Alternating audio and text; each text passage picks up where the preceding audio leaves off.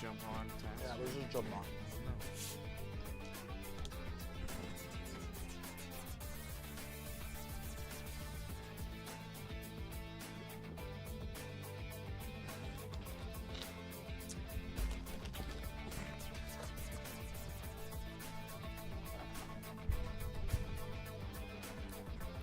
Ugly jacket.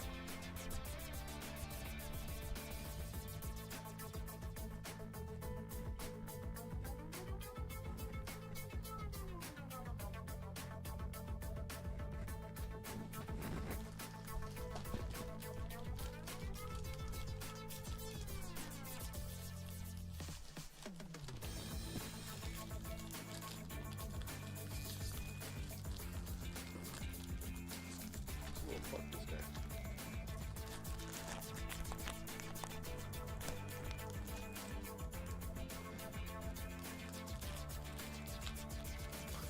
There's a kid at the stupid.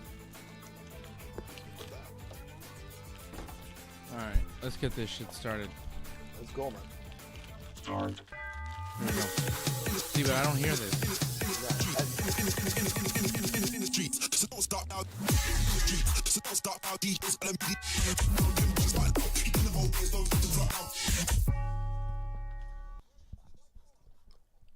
Yes, indeed. It's UFC 303. We are live. It's the UFC 303 watch along, and here we go. yeah, We started a little late, but we're here, man. yeah, we're a little late, but here we are. The fight has begun. It's Michael Venom Page and Ian Machado Gary. AJ, it's happening. The fight is happening. We had some technical issues, prevented us from getting on. Actually, prevented us from having Fred. We lost Fred. Freddie's down, man. Like the rest of the Canadians. Everybody went down with the KO. And it's been a crazy night, not only for like Ringside that we had technical issues, but the UFC as well has had like some serious technical issues. Have they? Well, they lost some fighters, replacements at the last minute. Oh, yes, of course. Diego Lopes now fighting Ooh, Dan Ige because Brian Ortega got sick. So Brian Ortega's not fighting. This happened today, and they found a replacement in Dan Ige somehow. Ooh, there's a big takedown from Ian Machado Gary early in this first round. big takedown. Yeah. And for some Actually, MVP was doing pretty well there. He had the upper edge for a little bit until he was taken down. yeah. So, I mean, this is a very interesting fight. Both fighters' body types, man, they're like so tall and lanky. It's like really evenly matched, man. And you can't underestimate MVP, man. Great fighter. Very dangerous. This is his second fight in the UFC. Who did you pick in this fight? I went with my heart wanted to go with MVP, which I think I should have listened to myself, but I went with Ian Gary. But I didn't put it. Did I put it on the parlay? I think so. I think I went with Ian Gary. You didn't do a graphic for this, eh? Yeah, I did. It's on. You didn't put. Did you put a graphic? Yeah, it's on Instagram. Well, your parlay is already dead. I I think. died with Charles Jourdain, man, with the KO. Yeah. Ian Machado Gary pushing Michael Venom Page into the fence right now, and working his back. Venom Page kind of in like a half-seated position, trying to get back up to his feet, but Ian Gary doing a good job of dragging him back down to the mat. Now he's got both hooks in. He's got the back Very smart move. of a seated Michael Page here. And a body lock now. Yep, getting that body triangle, trying to really control the back of Venom Page. Oh, And now looking to work in a rear naked choke here. This is a Oh, terrible that's not position for Michael Ooh, Venom it's Page. it's deep. It's not quite under the chin, but it's getting close. Ooh, that squeeze is nasty. There it is. The Titanic. It's getting coming. there. It's sinking. Ooh, Ian It's Gary is sinking. putting the squeeze on Venom Page. Oh, he's trying to punch out of it. He knows he's in trouble. Oh, now he's he's in in big trouble. Oh, he just SOS. readjusted. What? Wow. Damn! Look at his head, Dave. Isn't that weird? Venom Page doing a really good job. He's doing a good job, all right, but he's not like out of the woods yet. But he's trying. Woo! He almost got it. Very good defense, though, right now from I- Michael Venom Page. Like, Ian Gary was stretching him out with the body triangle, getting under his chin, but He managed to to hold that one arm. I'm impressed with MVP here. Because it looked like it was the end, right, Dave? Let's yeah, be it honest. did look like he was about to tap. When he started throwing punches, I thought he was done, but somehow he managed to kind of squeeze out of the position. He's still in a bad way, though. He's still losing the round. But he's controlling the arm, so like he's controlling one arm, but he still has his back taken. But he's slowly turning into him, as you can see. Like it's trying to. Yeah, I mean they're both patient. Like for Ian Gary to get that position and for MVP to get like out of that position, a lot of patience, man. And to be honest, I thought he was done. That's why I threw out the SOS, because he looked cooked. But he's still not out of the woods, but a lot better than he was like a minute ago. Fred Garcia in the chat. Johnny North in the chat. What's up, boys? Yeah, so Freddie got KO'd, man. I feel so bad that we couldn't get Fred on the show. It's a technical issue on our side. I don't know what's happening. But he managed to scream out, like, Italy will win next time, So I'm happy, Fred, for that. I appreciate it. Oh, yeah. Italy lost today, right? They got eliminated? Yeah. I think that's what Freddie was trying to say at one point. Sorry. Not that he was trying to say F you, AJ. Sorry about that, AJ. Says, like, Sorry about that. Hey, listen, man. I just say sorry. I offer my condolences, and then AJ just comes right back at me like, yeah, well, France is going to lose Monday, Dave. You suck. And I was like, oh, jeez, man. I'm not here to make fun of you. I'm here to, To console me. I'll make fun of you a bit, though. So there you go. Michael Venom Page has survived the first round, survived the takedown, getting his back taken, and several rear naked choke attempts. He survived, man. From Ian Gary. Very good survival. I'm telling you, man, I'm impressed. Mm-hmm. Let's see if this took out a lot of gas out of Ian. We'll see in the second round, but holy smokes. Very interesting. Great way to start. And listen, like, talking about, like, the past fights, like, our Canadian boys didn't do so well. Including Freddie tonight, he got KO'd out of the show. But going back to Charles Jourdain, he got knocked out by his opponent, John Silva. But Silva didn't make weight. So I know. That's not cool. And Charles was cool to take the fight. That's the thing with Charles. I mean, Charles was doing pretty well, except that when he had that single leg takedown, which he managed to take, but he had – did you notice what happened? Like, he kept that hold too long. And Silva was just dropping these heavy elbows. That kind of was the beginning for that. I think it was that right that kind of knocked him in the beginning. I think it was an uppercut, yeah. The uppercut is what knocked him out at the end. But, like, Charles was doing well. But he stayed in the position too long, in my opinion, But all to say is, man, the Canadians kind of went down. Marc-Andre Barrios as well. Yeah, power bar lost energy. Knocked out. And here we go, second round. Venom Page. Man, and Ian Machado Gary. I was talking about Michael Venom Page last night, saying how it's weird that people call him MVP when his name is Michael Page, but then there's Venom, which is also like a nickname. It's like nicknames on nicknames with this guy. I think it's pretty cool, man. Like, it's Michael Venom Page. MVP. But then people just kind of know him as MVP. But then when I think MVP, I think Montel Vontavious Porter. You're laughing, but you don't know who that is. The baseball guy? No.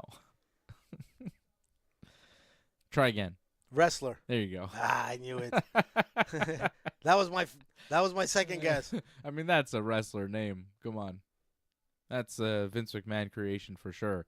Montel Vontavious Porter. You're the MVP. Get it? Fred he was saying FUAJ because his technical problems have nothing to do with yours. Yeah, because you were saying just like me, but no, the technical problems weren't Fred's fault actually. And he says, don't put me in your crazy boat. That's how I feel about every week, man, on a Thursday night, just flipping out. Yeah, that's all your fault. Venom Page there throwing a leg kick. Machado Gary, though, countering with a nice jab. But look how low his hands are, man. He's just keeping him to the side. Very karate style. But listen, man, MVP is impressing me quite a bit because he's clocked Ian Gary a few times. Look at this, man. He's going for the knockout punch. Ian Gary wants to grapple. With a body lock now. He's got double underhooks trying to push MVP now into the fence and possibly take him down again. And you've seen, as we saw in the first round, that Ian Gary, that's the way to victory for him. He's got to get MVP down to the ground, and when he's got him there, he's got an advantage. He seems to have a pretty good advantage. Well, yeah, he had control, but he didn't do much with it. I mean, he tried to submit, like he went for the submission attempt, but it didn't go anywhere. I think just the control on the ground might help him. But right now, MVP, like, stand-up is pretty impressive. He's doing all right, but so far he's getting pushed into the cage. These guys look huge for welterweight, man. Everybody's getting bigger these days. Jesus. Guys who used to fight at welterweight would be 155ers these days. It's just kind of, it's different. Yep. It's all in the milk, Dave. Milk? It's all in the milk. Is it? I think so. I'm lactose intolerant. I was going to say a good joke, but... Maybe you shouldn't. I don't know how good it is. Shout out to Doug Hepburn in the chat, member of the team over at join.ringsidereport.net. He says, hey, Johnny, Nick and I just got home from Napanee. Did you see us at the wrestler's entrance? Your match was match of the night. What? Wow. And to be honest, Johnny gave a big shout out to Ringside. So yeah, Johnny North says he did live commentary in wrestling tonight on YouTube, and he gave shout outs to Ringside Report. Way to go, Johnny. I just looked down to read the comments, and Machado Gary's on his back now with Michael Page on top. What happened? Oh, man. Oh, but Gary now tripping him and looking for a heel hook. Well, how did Gary fall down? It was kind of a bit of a scramble, and they ended up in that weird position. This is why I shouldn't read the comments during the round. I wind up missing stuff, and AJ gives me very little answers. Well, I was kind of looking at you too, man. So I kind of saw too. it in the corner of my eye, like the wraparound, and they ended up on the ground. This is why we need Fred on the show. Freddie! To help us when we're not looking. Put the comments, Freddie. No, very interesting style by MVP. Anyhow, the heel hook didn't work, and now they're back on their feet. He looks a little bit peppered. Look at Ian Gary's head, man. He's taking some big shots by MVP. Yeah, Ian Gary's got some redness above his left eye from some punches that he has taken. He's bon cuit, as they say. Still, not a lot of, electric. Whoa, big knee. Oh, my goodness. That was a big flying knee and a nasty jab to follow it up by the MVP. The venom is there, man. A lot of venom. Don't get bitten. Boom. Oh, he just did. Big right hand from the venom. Ooh. Ian has an open mouth. That was big venom. That hurt him. Whoa, what was that? Ian trying to do a spin kick. Jean-Claude Van Damme. It was like 10 feet away. Yeah, it was nowhere it was near. nice. It was almost like, hey, I can do some flashy strikes too. Look at this. And it was like, yeah, but you didn't come close to hitting me, dude. But it was very nice, Dave. Yeah, but MVP stuff, like, connects. Yeah. I think he won that round. I don't know. Yeah, I think he won that round. I think you're right. I think it's 1-1. I think it's 1-1 going into the third. This is a hell of a fight. Yeah. Gary looks a little, like, frazzled there, man. Who is the favorite going into this? I think Ian Gary. Ian Machado. Ian Machado Gary.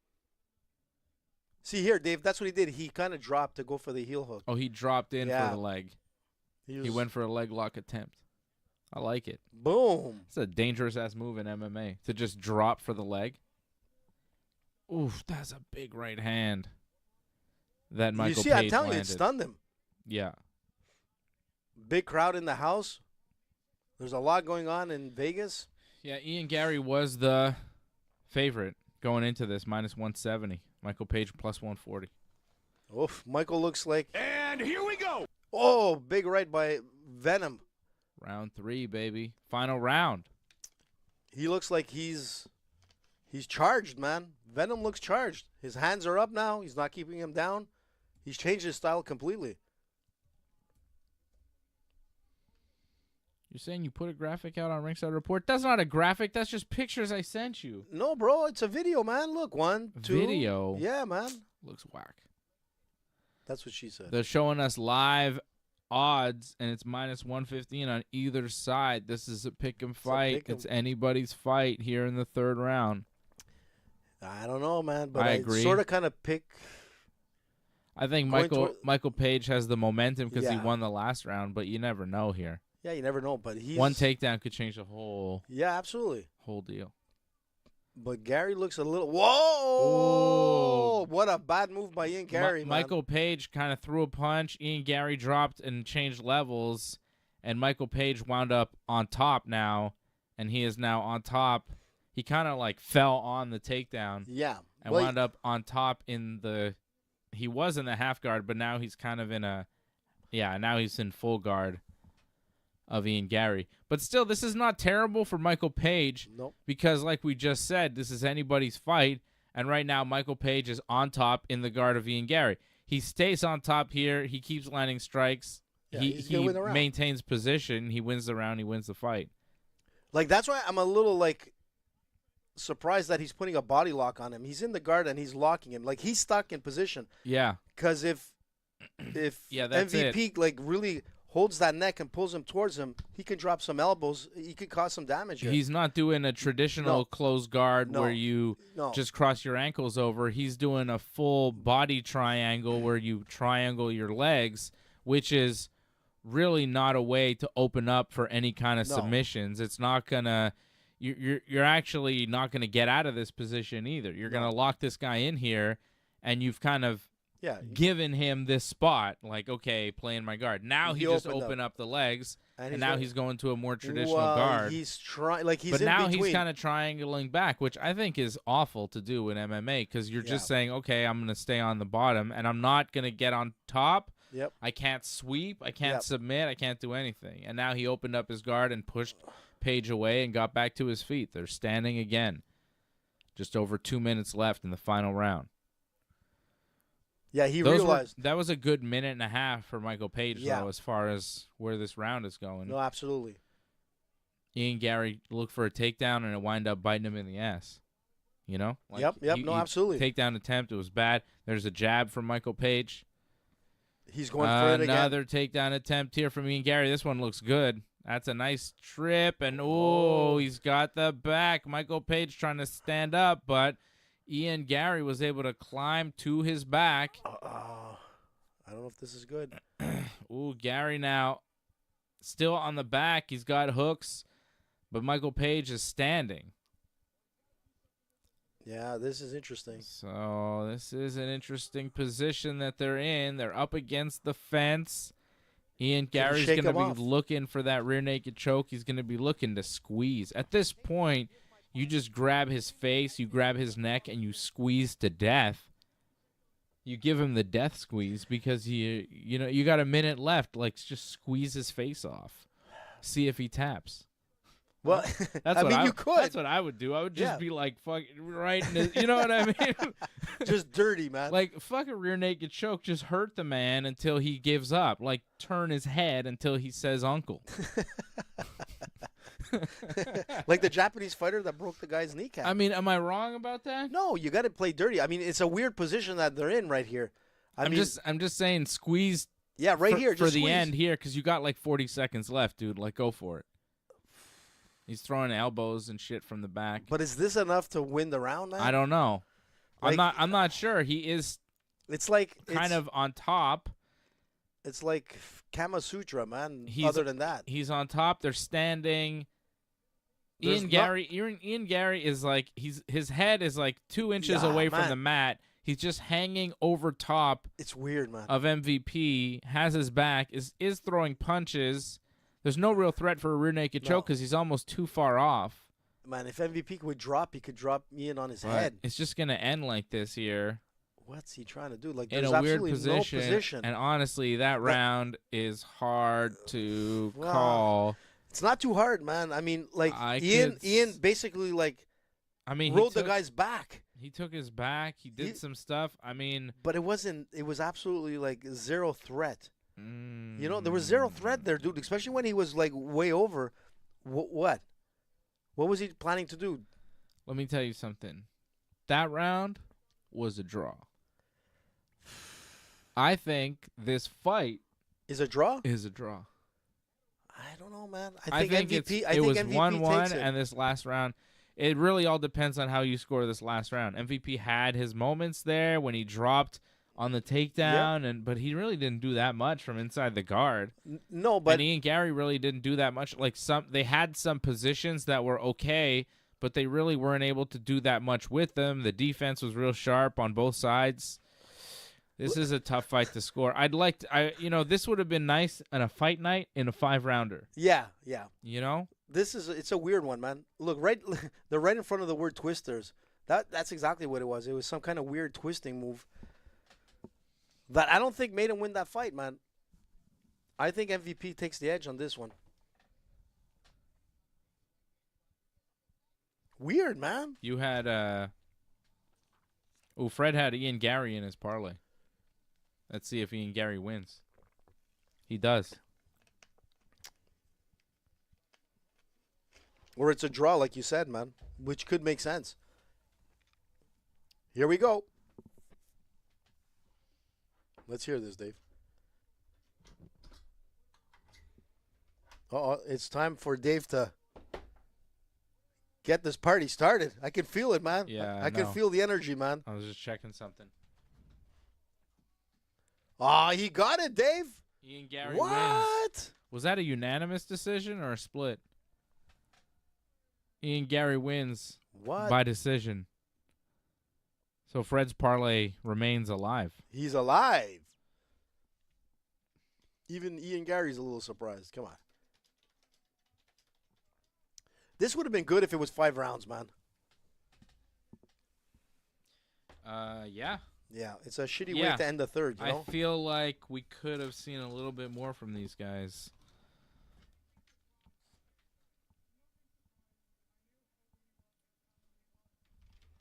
Longest active win streak in the UFC welterweight division. 8. Another big win for Ian 15-0, Gary. man. Big win. Close fight. Close fight. I thought it went the other way, man.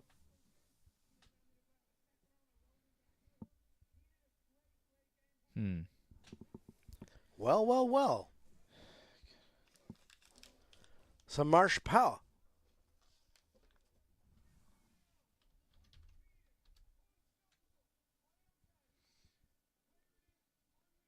It's been a crazy week for like MMA, UFC. I mean, like all kinds of stories happening, man. You name it. Team Khabib, his gym got like raided. Yeah. Did you see that?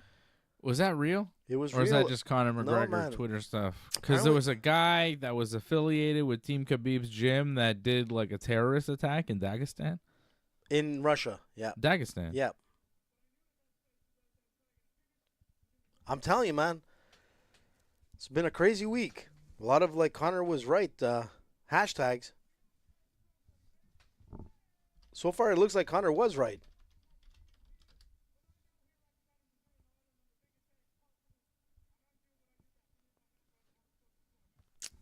And where's my Khabib hat? There he is, right in the back. Can you see it? Yeah, I'm trying to work something out. That's what she said. It didn't happen.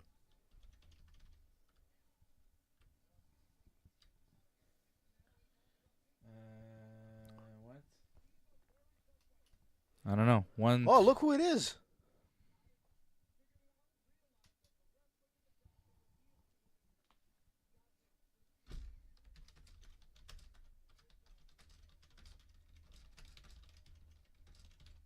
Oh, there's Donald Trump Jr. in the house.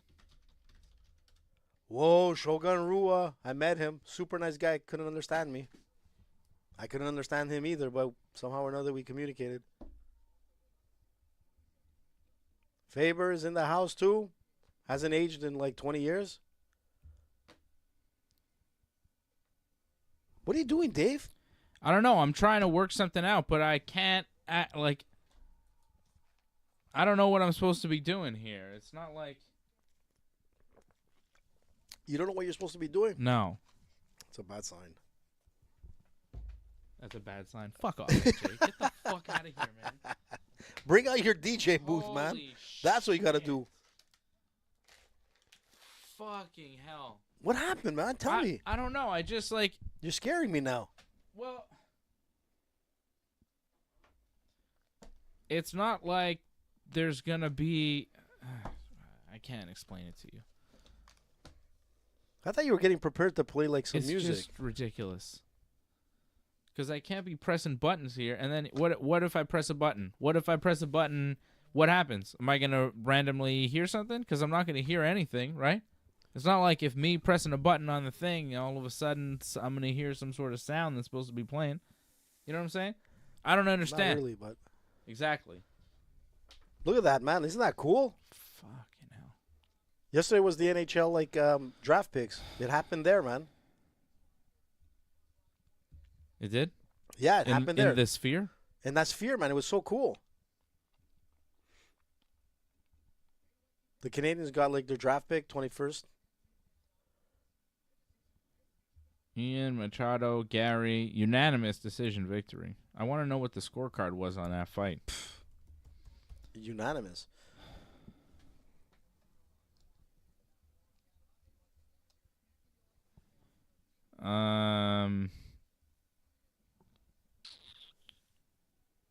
Yep. 10-9. All three judges gave him the first round, 10-9. Okay. Second round, all three judges gave to Venom Page, and then third round, all three judges gave to Ian Gary.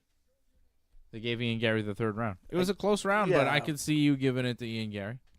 I guess like the back mount. The back take it was, at the end of the fight. That's what kind of sealed it for him. But if MVP was able to avoid that, he probably would have won the third and won the fight. Mm-hmm. Because, like honestly, like the striking was all in MVP's favor, man. He was outstriking Ian Gary. And Ian Gary knew what to do to get this fight won. You know, just take his back and control him. Mm-hmm. And it was enough. Obviously, that showed. But I like to see these guys fight again at some point because, you know, I really believe that MVP would have won this if they were able to keep standing. And if it was a 5-round fight, I think MVP would have won it. There it is. Unanimous decision win for Ian Machado Gary over Michael Venom Page. Surprise. All three judges given round 1 and 3 to Ian Gary. And up next, we got Macy Chiasson taking on Myra Bueno Silva. Did you take Macy? I don't think I picked. I think maybe I would go with Macy, but I didn't. I thought you did. No. Buena Silva. I think Macy's going to win, though. My parlay was Jillian Robertson, Alex Pereira, and Brian Ortega. But Brian Ortega is no longer fighting, so my parlay is now Jillian Robertson and Alex Pereira. So all I need for the Team Dave parlay to cash in right now is Alex Pereira to win because Jillian Robertson demolished Michelle Waterson-Gomez tonight, and then Michelle Waterson-Gomez, the karate hottie. Did she look like a hottie at the end? She got beat up pretty bad. What happened there? No, I pressed a button that says stereo mute. It went mute. Yeah, we muted. That worked. Well, yeah, that's the button you usually use on me when I'm at on the Thursday show. I think that just muted us, maybe? Press any button there, Dave. There's so many buttons. I'm being told to press a button above monitor phones, and I see the button above monitor phones, and it says stereo mute.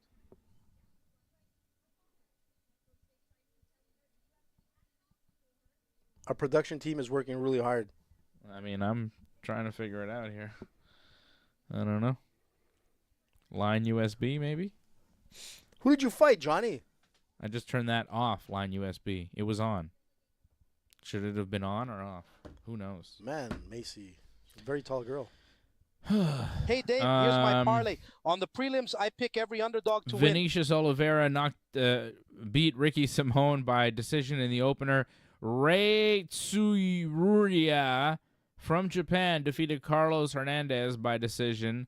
Rei had WWE wrestler Shinsuke Nakamura in his corner. Wow, that's cool. Yeah, Nakamura was there, which is cool.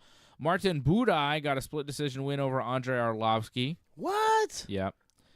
Jillian Robertson, unanimous decision over Michelle Waterson-Gomez. Peyton Talbot, who came in as the biggest favorite in UFC history, betting-wise, knocked out Yanis Gamuri in 19 seconds. Jesus. So look out for this kid, Peyton Talbot, young guy, undefeated, bantamweight. Yeah, I've seen him fight before. He's Yep. he's something. How old is he now? 20, 21? 25. 25. Yeah. Out of super young, man. Out of Reno, Nevada. So, yeah. Talbot. He is somebody to look out for. Peyton Talbot. Gene Silva knocking out Charles Jourdain in the second round. Andre Feely getting a split decision win over Cub Swanson. That was a close fight. I thought Cub might have won that one. Joe Pyfer knocked out Marc-Andre Barriault, and those were the prelim That was a heavy knockout. results. Man. When I saw that, I'm like, Jesus. And Power Bar, man, he could take a punishment, but damn, that Pfeiffer he's nasty with that punch. You see how he landed, Dave?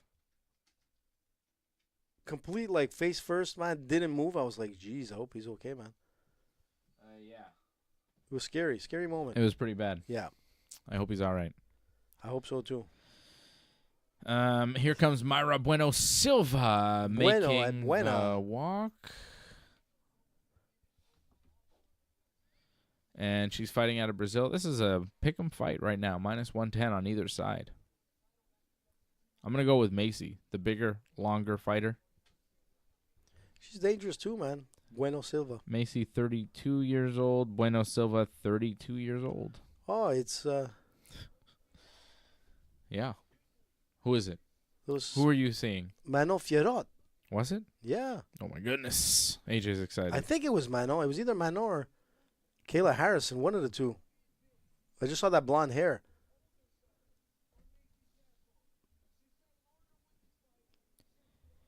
Bueno Silva.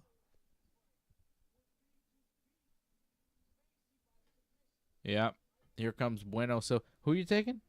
I didn't take anyone in this We'll fight. pick somebody, Jabroni. Ah, man. Man, your parlay, My went down in flames, man. your parlay's not so bueno. Not so bueno, Not Silva. so bueno. No. Fred's parlay was Ian Gary, Brian Ortega, and Alex Pereira. So Fred's parlay looking good. All he needs is Alex Pereira to win, and all I need is Alex Pereira to win my parlay, which is pretty good. Your parlay's done because Jourdain lost. The Diego Lopes fight is not happening anymore. You still need Pereira to win and Anthony Smith, but anyways, your parlay lost because Yeah. But it's that's too bad. That yeah, sucks. and usually I don't go with prelim fights, but you know Jourdain's what? your guy. He's a BTT No, guy. You're not- a BTT yeah, guy. but like I get it. Listen, on paper he should have like. I thought he was beat gonna him. win. But mind you, the guy came in like over the weight limit. Yeah, not It's cool. not cool, man. And the thing with Charles is that he could have refused the fight, but Charles went with the fight. He's like, he's a fighter, man. He went there. He was doing pretty well. If it wasn't for those elbows to the face, like I said, that kind of peppered him. He should have let go at that point. He really wanted to go for the grappling part. Yeah. If you saw, and Charles is like, They shouldn't let them elbow in the face. It's not cool. that was well, I mean, what's not cool is let go of that, let go of that grip, man, and back away, because those elbows, he threw some vicious elbows. Very dangerous, Silva. And he's part of the Nerd Jiu-Jitsu Club. Did you notice that? Did you hear about that? No? What's that Yeah. mean? So did you realize his glasses? He has these nerdy glasses with tape, in the middle. It's like a new team called Nerd Jiu-Jitsu. Yeah. He didn't look too nerdy. That's cool. Look at Macy, man. A lot of nerds in jiu-jitsu. There's a lot of nerds in Jiu-Jitsu. I like computer guys, programmers, that type of thing, Like Mickey, man. Mushemi, man. Yeah. Mickey is you know what I'm thinking? Maybe it's his club. I got to find out. Because Mickey's the nerd of all nerds, man. But one dangerous dude. Extremely dangerous. You call Mikey Musumeci Mickey Buscemi? Did I say Buscemi? It's Mikey Musumeci, a Buscemi. jiu-jitsu guy you're talking about. Buscemi. And you call him Mickey Buscemi. Did I say Buscemi? Pretty much. Well, I like Buscemi. He's one of my favorite actors, man. Yeah, With but those crazy eyes. But anyways, with Mickey, I met Mickey when he was how old was he? I think he was probably 13 when I met him, with his sister, which was a high-level grappler. Super nice kid. I met his family, a really nice family. And I looked at this kid grappling. I'm like, man, this kid is dangerous, but he's a little nerd. I'm glad he's taking jiu-jitsu because he's going to need it. Not knowing that this guy will become one of the world's most dangerous grapplers, man. And fighters, because I think he's done an MMA fight as well. Mm-hmm. Just to go show you, man. Don't judge a book by its cover. Jake Novik asks, anybody see Paige Van Zandt win a power slap? I did. You see that? Yeah, what happened? She won. Damn. She won a decision of power slap. Wow. Which basically means it looked like your And here slap we hurt go. more than the other one, so you get to win. Impressive. It's pretty bizarre. She's all over the place. Good for Paige Van Zandt still being in fighting somehow. And OnlyFans. Like, it went from UFC to, I think, maybe Bellator to bare knuckle boxing to now power slap. You know, it's just like that's the progression of a Actually, fighter. I think it went to, like, before bare knuckles, it was OnlyFans, where she was really making money. I think she's still doing that, and I think that's where she's still making the majority of her money. I think so, too. I feel like that's, the business. So, Good business. Macy's so tall, man. Macy is quite tall. She's like 5'11". She's throwing some wild punches. Haven't really landed so far. There's a leg kick that lands to the thigh from Macy. But if Bueno gets her to the ground, it could be like a bad day for Chiasson. It would be no bueno. No bueno Silva for you. No bueno. She's very boxy, I find, Chiasson. Boxy. Like boxy in the way she throws her punches, like boxing style, or like boxy, a box? like very untrained boxing. Yeah.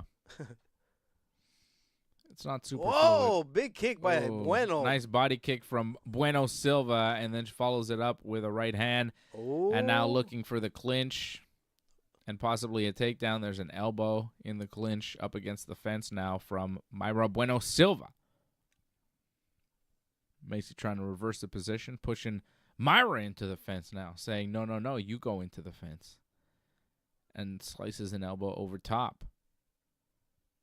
And Mayra able to separate as they go back to kickboxing style fighting.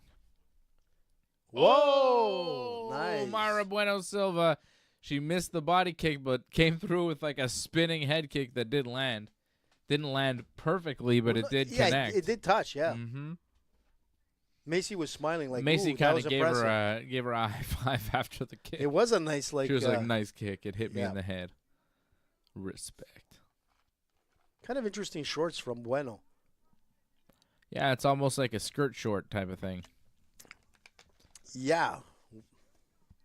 It's cool.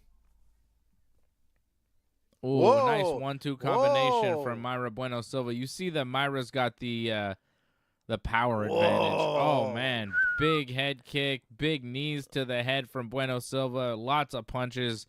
Oh, Mayra Bueno Silva looking really strong. She tried to do the sweep on her, but it didn't work. Yeah. It's funny, like, she's landing punches, kicks, knees, and then she's like, let's stop doing that. Let me clinch you and try to take you down. And it's not working. Like, the takedowns aren't working. The striking is working, and she stops the striking flows with takedown attempts that aren't really working. Although she dug a nice uppercut to the body in the clinch there. Well, she tried to do a slap there. Did you see that, Dave? Yeah, she's auditioning for slap fighting. Maybe one day. Whoa, nice body nice punches. uppercut from Bueno Silva as they continue to clinch here in the center of the cage. Oh, she tried. Silva trying to get the takedown, but Macy defending well. Not defending the strikes that well. She's just eating knees. Oh, big time. This is only the first round. Good God almighty. A lot of damage. Like, you know? Yeah, there's a lot going on in the first round here. Mm-hmm. Ooh, nice elbow from underneath. Oh, Macy firing back with a body kick. Oh, Bueno Silva kind of stopped there like she was hurt. I think that body kick hurt her. Macy firing some big shots. Bueno Silva firing back. Wow. Whoa. There's rockets going, man. I think stuff is going on in the clinch here that maybe we're not aware of because they came out of that clinch and Mayra Bueno Silva looks a little... Yeah, they were like she was shaking. Like she took the kick to the body and she stopped for a second like, oh, shit. I think she got hurt there. I think she's still hurt, but she's firing. Oh my goodness. Big shots, big punches from Mayra Bueno Silva. And then again going for the takedown attempt, trying to change levels and look for that double leg up against the fence. Damn. It's just not really coming for her. Let's go, girl. Do something. Macy, look at the strike count. Oh, she takes her down, but no, Macy able to pop right back up to the feet. Actually, it's Circles closer away. than I thought, Dave. It's like 22 to 21 for head strikes. Yeah, it's close. Chiasson, you can do it. And here we go. The end of the first round. Impressive. Who do you give it there? Ooh, I don't know. Macy was looking good towards the end. Mayra Bueno Silva's looking good at the beginning. Can I call every round a draw tonight and just make it easy on myself? Man, like it looks like it's a draw. Like the MVP, you said like it would be a draw, but you don't know how the judges are going to score it, man. I think Bueno did a little bit more damage than Macy in the first round. I think Bueno Silva won that round. Yeah, I think so too. Yeah. But considering all the punches to the face, man, Macy still doesn't look like mangled as a like Bueno looks like. Yeah, because Macy started winning towards the end of the round, but I'm not sure she did enough to come back and take it. Look at that elbow. Boom. Yeah. There's the man, it actually was more. It did land, but it was just not enough for the. Yeah, there wasn't enough like. It was kind of a slap to the face. With the foot. Yeah. It wasn't like a lead foot that came in. It was more of a slap. Still very nice, you know. What's happening? Anybody saying anything? Yeah. Jay's in the house. Jason. And here we all the go. way from Mexico, Jason. Pete. Wow. Bueno's like throwing some bombs here. Whoa, the Superman punch or the Supergirl punch. Whoa. Whoa, Macy with a takedown. Jesus. I don't know if that was. Macy takes down Bueno Silva, lands in her guard. I don't know if that was a good idea. Bueno's jiu-jitsu is very good. Yep, but it's MMA. Au revoir. Oh, my God. Something happened to Bueno Silva. She's cut big time. Yeah, above the eye. I think she got hit. With the elbow. With the elbow early in this round. Oh, and, it's opened up big. God, that is a nasty gash. Damn. Over the right eyebrow. Yeah. Of Mayra Bueno Silva. That is huge. That is gushing blood. Yeah, that is really bad. Bueno Silva looking for the armbar. Macy needs to stay stacked. She needs to get her arm out of there. Ay, ay, ay. Put your knee on her face. Look at all that blood coming out, man. Jesus. I know you can't knee somebody in the face, but can you knee mount somebody in the face in the UFC? You know what I mean? Like, you can't strike them in the knee, but can you put your knee on their face? Yeah, sure you can. If you can, like sort of like a crossface, you know? Yeah, I'm not sure that's allowed. Why not? I think it is. Yeah, sure. Whoa, whoa. Oh, man. It's going to be... Macy getting out of the guard, standing up, and just throwing kicks. And the blood is still flowing, Mayra, who's just lying down, and there's tons of blood on the mat now. It's crazy blood. It's going to be hard, man, like to grapple. It's slippery when wet right there, man. They got to check her. That's bad. Yeah, that could be a stoppage. Let's see. The ref is going to stop it. There we go. He stops it. Oh, timeout. There you go, man. Woo-wee. Let me have some chips here, Dave. Timeout, brother. This doesn't look good, man. This does not look good. Mayra Bueno Silva is cut something nasty. Look at that cut. That's like at least 1.5 inches cut across. That's not good. It's a deep cut. Doctor checking on her. Ooh, that's not good. Oh, my God. It's about 1.5 inches long, about 1/4 inch wide, man. It's such a deep, nasty cut. It's horrible. And she's gushing blood, and they can't get it to stop. She's saying she's okay, but look at her face. Crimson mask. Jesus. Here we go. There's so much blood. It's such a horrible cut. She wants to continue, man. Bueno wants to oh, my God. She looks like roadkill. I don't think they're going to let her. No. It's over. It's over. I knew it, man. They were going to call it. They're waving it off. She's like she so doesn't upset. like it. Macy wins by TKO due to a doctor's stoppage because of that cut. Whoa. She's pissed. She just ran over to Dana White's corner and she's shouting. Look at this. She's like, what's she saying? Wow, she's probably saying, like, I didn't want to stop fighting. Look at these guys. They're like grossing out. Look at the guy. He's backing up all the way, man. Yeah, this guy's disgusted. I think that's Ari Emanuel, like, get away from me. That's Ari Emanuel. He's like, get away from me, you monster. You're gushing blood. Like, they're all laughing. Look at that. He's freaking out. That was nuts. You see how he backed up? He was like, please don't come close to me, man. I'm pretty sure that's the owner of the UFC, Ari Emanuel, going, that's pretty funny. But that's a pretty mangled face there. But to be honest, she was doing pretty well, Bueno. It's a sad loss because I think she probably would have won it. But Doctor stoppage, man. She got taken down, and you said it was a bad idea, but it wasn't, because look what she did. Boom, big elbow strike, and that won her the fight. One elbow. Yeah, that's what. Yeah, look at that. They're showing us the replay. Elbow from inside the guard won her the fight. One elbow strike. And that's it. It's not a knockout, but it's a TKO, and it's a victory. It is. You know what I mean? Like, it's not a clean knockout where you knock the person out unconscious or they can't fight anymore. It's just like, yeah, you landed that perfect slicing blow that cut a person so deep that the doctor said, you're not allowed to fight anymore. And look how wide it is, Dave. I mean, you can see, like, it's nasty. It's like it's another eye above her eye. Yeah, and to be honest, it's like she could continue fighting if she, like, it's. But the problem is that it's going to open up more and more, and next thing you know, man.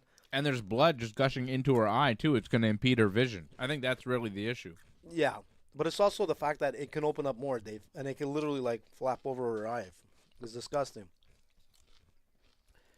Man, you take the win as you can. It's good, eh? Ketchup chips are the best.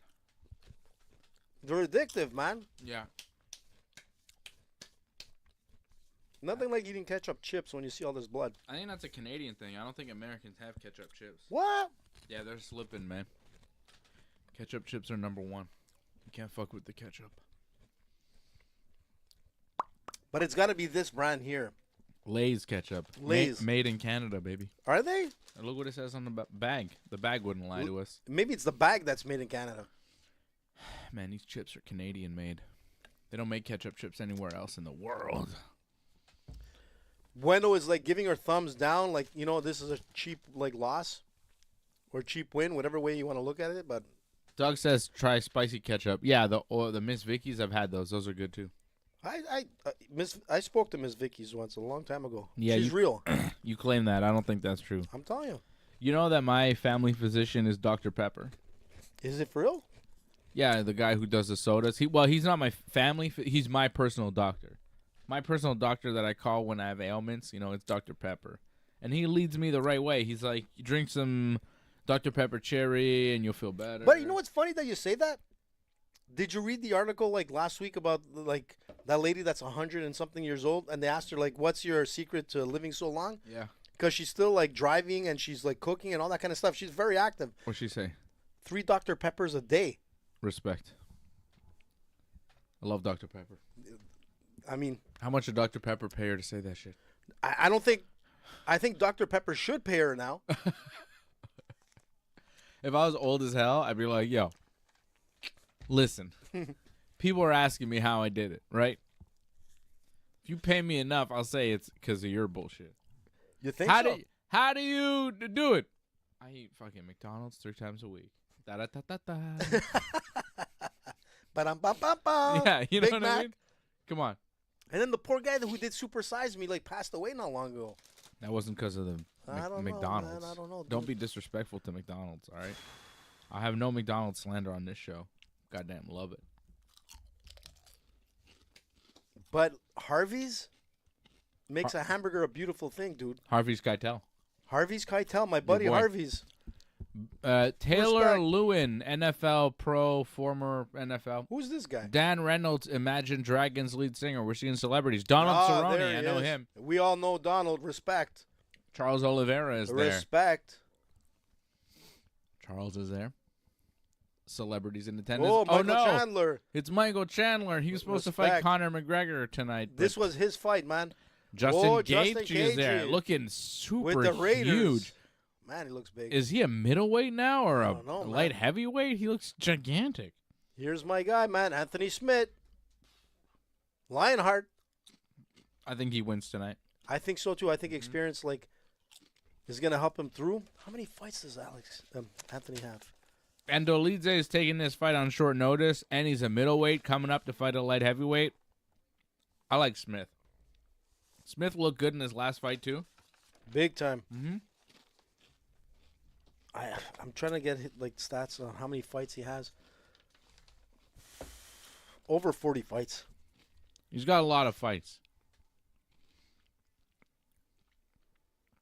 And it's He's a pretty only- decent record when you look at it, right? He's only 35. He's been in the UFC since 2016.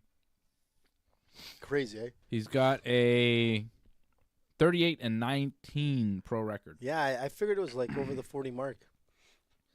Yeah, he's got what is that? 38 and 19. That's 57.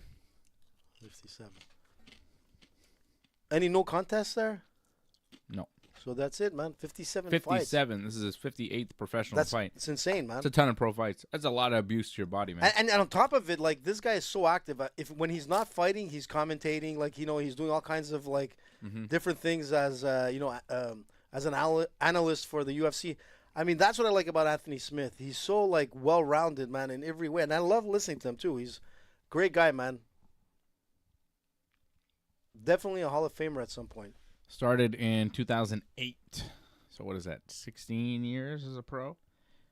58 fights in 16 years. That's a lot. And listen, when he had his, like, orbital bone, like...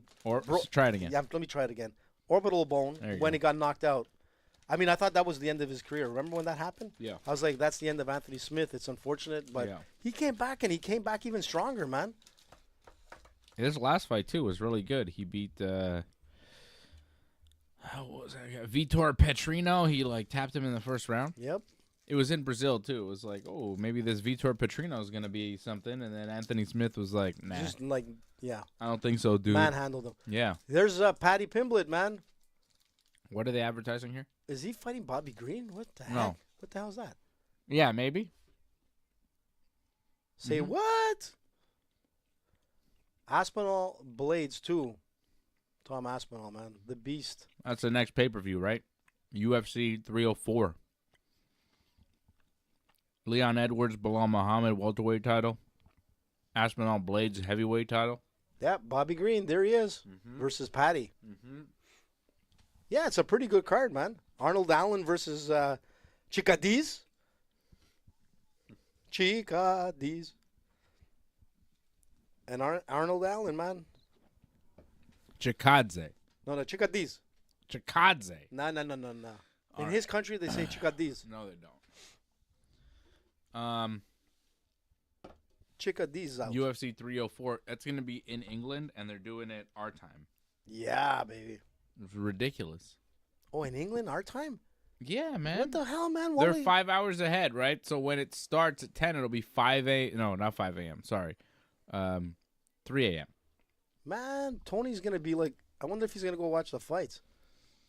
I mean, he watches them usually over there. Like, they're used to that time, but come on. Like, seriously? You do a show for them over there. You do it in their time. Yeah. And to be honest, it works out better for everybody because we get to watch it in the afternoon. You know, everywhere else can have it in normal time. Come on, UFC. You got to be smarter than that. I agree 100%. Like, it's always a winner, man. You know, and including for us, too, when we have, like, our watch-alongs, and it's, like, you know, normal times, it's, like, great, dude. It's a winner for everyone. Who the hell? Do you want to go watch a UFC fight at 3 in the morning, dude? No, I don't know why they're doing that to England. I mean, the card is going to be sick, but it's just crazy that they're doing that to them. If the Queen was still alive, that wouldn't happen. Headstrom Bacon says, you guys are killing me. Chips, soda, chocolate bars, and I'm here eating a salad. Yeah, well, we're partying, you know? We're having a good time. Well, Dave Party time. Dave had a whole DJ set up for this show, and then because of, like, some technical bailed. It bailed. But Dave was going wild with this, like, DJ. You got to see it, man. I mean, we could do it. Do it, man. We could still do it. Do it, Dave. Do it, man. Show them your talent. Should we DJ right now? Let's do it, man. Let's get this party, like, underway. Who's eating salad? Who did you say was eating, Doug? Headstrom Bacon. Oh, Headstrom. What's up, man? At least he's eating healthy, man. Headstrom, man. Listen to this. We've got, like, DJ in the house. Let's see. It's Eminem versus Drake. Take it away, Dave. Can we plug this in? Let's see. Plug it in. That's what she said. What? Let's see here. Here we go, man. This is a kid's toy that we have. Well, actually, this is the way we were supposed to start the show. This is the way you wanted to start the show. That's right. There's a toy I was showing AJ before the show. Right? And now AJ wants it on the show. As he would. Let's see how we can... Can we do this? Don't put any shit in my drink, Dave.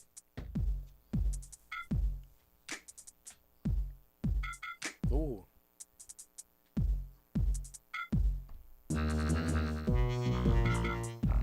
Wow. Whoa. This is like dark.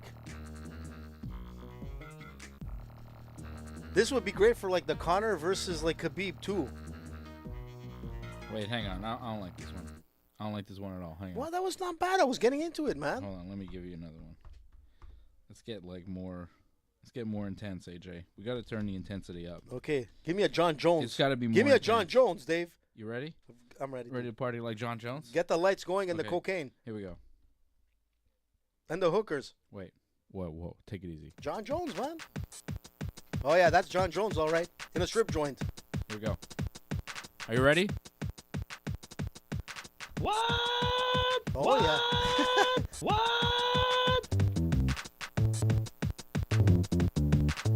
Oh, AJ. Where's DJ Bort, man? You can see your hidden talent. Look at this, man. Get the lights going, Dave. Here we go. Where's Freddie when we need him?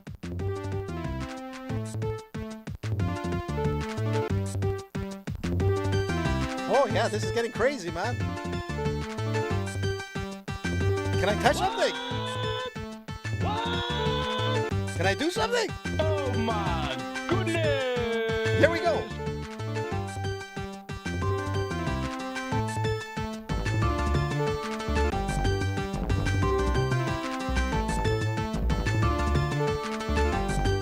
John Jones versus Tom Aspinall. Who's gonna win it?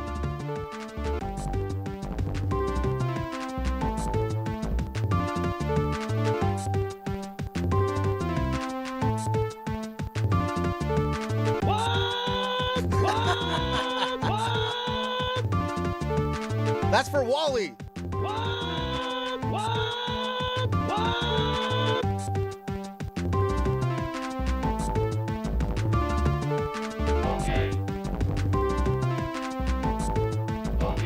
Okay. Yeah, you okay. Oh, DJ's in the house. DJ, man, we got Dave going. Rate him on 1 to 10. Give me something deeper, man. Let's go. Oh, yeah, here we go. Old school. I can feel it. The Beastie Boys are coming. Oh, here we go. Ecstasy time.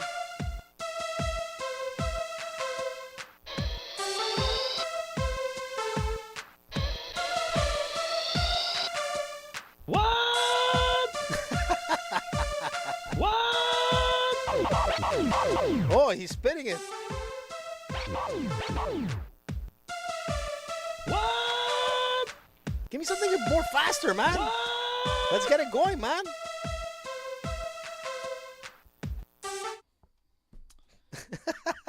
If I had sprinkles, man, I would do it. I got chips. I can just like, Dave, get ready, buddy. Not sponsored by Lay's. We got a fight coming up. Let's get that back. was for you, AJ. Congratulations, Dave. Even DJ was online. That's a children's toy. DJ gave you a 7 out of 10, man. Thank you, DJ. Wow. That's the VTech mixer that I got for my son's birthday. He's really good on it. He's better on it than I am. Actually, you know what? When you first started the show, man, the song that you busted out was pretty good. You like DJ would probably give you like an 8.59 on that. Yeah, sometimes you can make some cool stuff. It's some magic, man. It's a very good toy. I like it a lot. Anthony Smith making the walk now. There he is, Lionheart.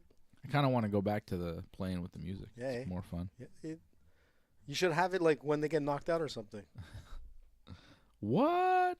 I could just use it boom, for sound boom, effects. Boom, boom, boom. You know, just kind of have it on the side. Bum, bum, bum, bum, bum, bum. Loving it. I could just toss it inside. Who's this guy, Dave? Who's this guy? With all the tats. What the hell was that?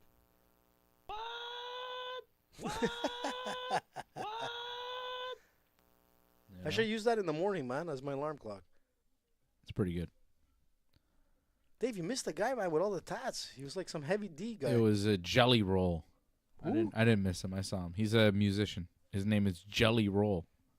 From what? Sponsored by Tim Hortons or Dunkin' Donuts? Who? Take it easy, man. Show some respect, just because he's a husky fellow.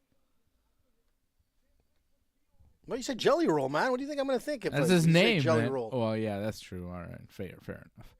Here's Anthony Lionheart Smith. How old Come is on, he? Lion. He's only 35, eh? He's young, man. not so bad. 57 fights. Yeah. Respect. I can't believe the next fight, though, is Diego Lopes and Dan Ige. That sucks, man. Really sucks Brian Ortega isn't fighting. And honestly... But what was the reason? Like, what happened? Did he get sick? Sick, yeah. So he probably was trying to cut weight and, like, it went, like, south. Maybe. I'm pretty sure, man. Maybe he got the flu. Maybe he got the COVID. Maybe he got a Well, new listen, man, form of COVID. COVID is, like, rampant in Europe again, so you never know. And Vegas is a big hub from, like, for a lot of people from all over the world, right? Dangerous. You never know. what might Dangereux. happen. So, it's too bad because I was looking forward to Brian Ortega. You know? Listen, I went with Lopes on that for the win, so... I mean, if he loses to Ige, and Ige is a dangerous guy, but... Lopes... That was a big fight for our parlays, too, because Fred had Ortega on his parlay. Like, me and Fred both had 3-5 parlays, and Ortega was on both our parlays. You're lucky, man. And you had Lopes on your parlay. You know? Yeah. But that fight's not happening anymore. Would you still pick Lopes over Ige? I would. Yeah. Ige Especially if it gets to the ground, man. I don't know. Lopes is, like, a fantastic grappler, man. Look at this. So Ian Gary gets a decision win over Michael Page. Macy Chiasson gets a TKO win over Myra Bueno Silva. And now we got Anthony Smith against Roman Dolidze. Yeah. Ooh, I don't know. This card's lost a lot, man.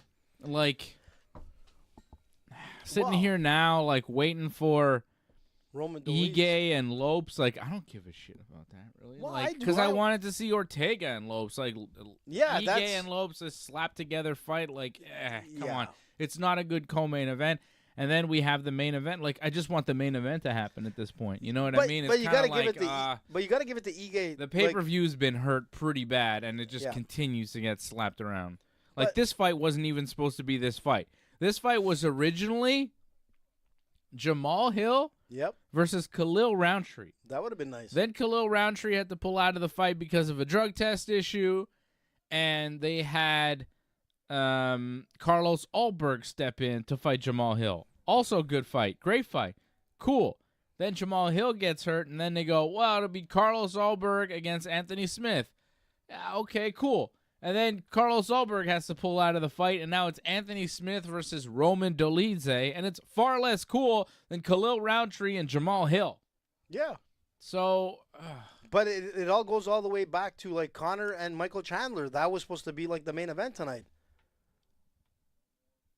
well, that's it. And here we go. 303 has been a changing card, man.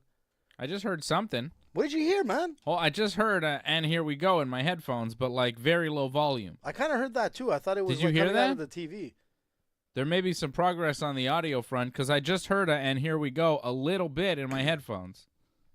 So what does that mean? You get Freddie back? Well, it's because we were hearing no audio in our headphones from the computer. Like, the computer was sending us audio, but we weren't hearing it, and that's been the issue. But I just heard something, so It's a good sign. maybe there's something. I don't know. Might be a good sign. I hope so. When I pressed the round thing, I heard the and here we go. I know everybody out there is hearing it, but we don't hear it. You know what I mean? Which is unfortunate. So the round has begun here. Smith and Dolidze. Dolids, as AJ. Not much action. Dolids, Bills, y'all. Dolidze. Dolidze, Bills, y'all? No? Anthony Smith. A lot more tats on him than his last fight. Does he? Yep. He's always been pretty tatted up. Yeah, he's a lot more tatted. He has one that hasn't been finished, as you can see. Dolidze's got some tats on his back, but also like back hair, which is an odd mix to cover up tattoos with back hair. Usually guys with tattoos like shave the areas with the tattoos so you can see the tattoos. Not him, man. This guy's got tattoos, but then a back hair over top of it. It's kind of weird. It's kind of like Arlovsky, man, back in the days. This guy's got a lot of back hair too, Dolidze. Very back hairy. That was a nice right hand from Anthony Smith. A lot of chest hair, man. He's going wild. Yeah, he's very body hairy. Anthony Smith, no body hair. Not many UFC fighters have body hair. Was I hearing something? Play that again. Give me that again. I just heard something. Oh, I heard it. I heard it, man. I hear that. Sounded like Uber coming. I hear that. I wonder if Fred went to bed. Can we get Fred back on the show if we can fix this? Freddie's gone to bed, man. Guaranteed. Imagine. Freddie's like, fuck this. That'd be great if we could work that back out. Is that Mark Wahlberg Hey in the Dave, front here's row? my parlay. What? On the I care prelims, so I little pick about every this fight. I'm underdog to looking at win. who's in the front row. Well, there's a guy with a pink jacket over there. Who's that? I mean, no disrespect, but come on, guys. Let's get real. Come on, Roman. Roman Reigns. When's that guy coming back? Do you see Paul Heyman get power bombed through a table last night? Unbelievable. Really? You know who Paul Heyman is? Yeah, of course. He got power bombed through the announce table By by Solo Sikoa's goons, Jacob Fatu, Tama Tonga, and Tonga Loa at the end of SmackDown at Madison Square Garden last night. That must have been a lot of weight to pick up. You want to talk about a big show with star power? That was a big show with star power. Last night's episode of SmackDown. It was pretty solid. I missed your show, man. It was pretty good. Hey SmackDown Dave, here's last my night was parlay. good. On the prelims, I pick every underdog LA to Knight win. was there. LA Knight was in a triple threat match with Santos Escobar and Logan Paul. Logan Paul wrestled a match last night and lost. He got rolled up by LA Knight. Oof. How about that, AJ? Logan Paul. Take that, Logan Paul. He'll be champ again. He's still a United States champion. He still has that belt? Yeah. Guys exchanged leg kicks there. But you see the legs, man. Look at Anthony Smith's legs compared to Delize's legs. Like upper body, they look roughly the same. But then you look at the legs and you're like, oh, okay, I see why they're in different weight classes. Because Delize's legs are way skinnier than Anthony Smith's. Yeah, just that's where he's carrying that extra weight. Yeah, you know? You look at the top half, you're like, how come these guys are in different weight classes? Then you look at the bottom half, you're like, oh, okay, because he's got all that extra Hey, Dave, here's my parlay. down there, on the pal. prelims, I pick every underdog A lot to of win. meat on his lower half there, Anthony Hey, Smith. Dave, here's my parlay. Good for him. On the prelims, I pick every underdog to win. But he's still got to fight, standing up. So let's see what happens. Oh, nice left hand by Delize. Jesus. Rocked Anthony Smith. Wow. Smith seems like he's okay, but he definitely got... He looks a little hurt, Dave. I mean, he's grimacing a bit. Yeah, but he's walking fine. Like, he's not kind of... And he's moving forward still. But, yeah, Delize's landing some good strikes here early on. That was the most impactful strike of the fight so far. Whoa, big kick by Roman. Oof. Roman seems like he's got the speed advantage. Smith looks like his strikes are being telegraphed a little bit, and Delize's seeing it coming. Like, there hasn't been a lot of action in this first round, but it seems like Anthony Smith is like, he's having a hard time breathing, If you notice, he was taking... He's not moving very well. I'm going to go with Delize winning that first round. Not a ton of action, but he landed the better strikes for sure. Yeah. Damn. Uh-huh. What's happening? We're getting some sound? I don't think so. Hey. I think CSL Lorne is in the house. Shout out to Lorne.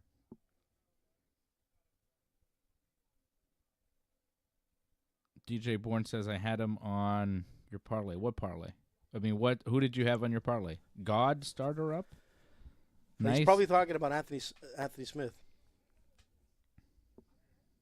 Or Machado Gary, maybe? I think he means Machado Gary. You think so? Yeah. Well, MVP, man. If it went hear that. You hear that? Yeah, I heard that, man. If it went 5 rounds, I think MVP would have taken that fight. It's too bad.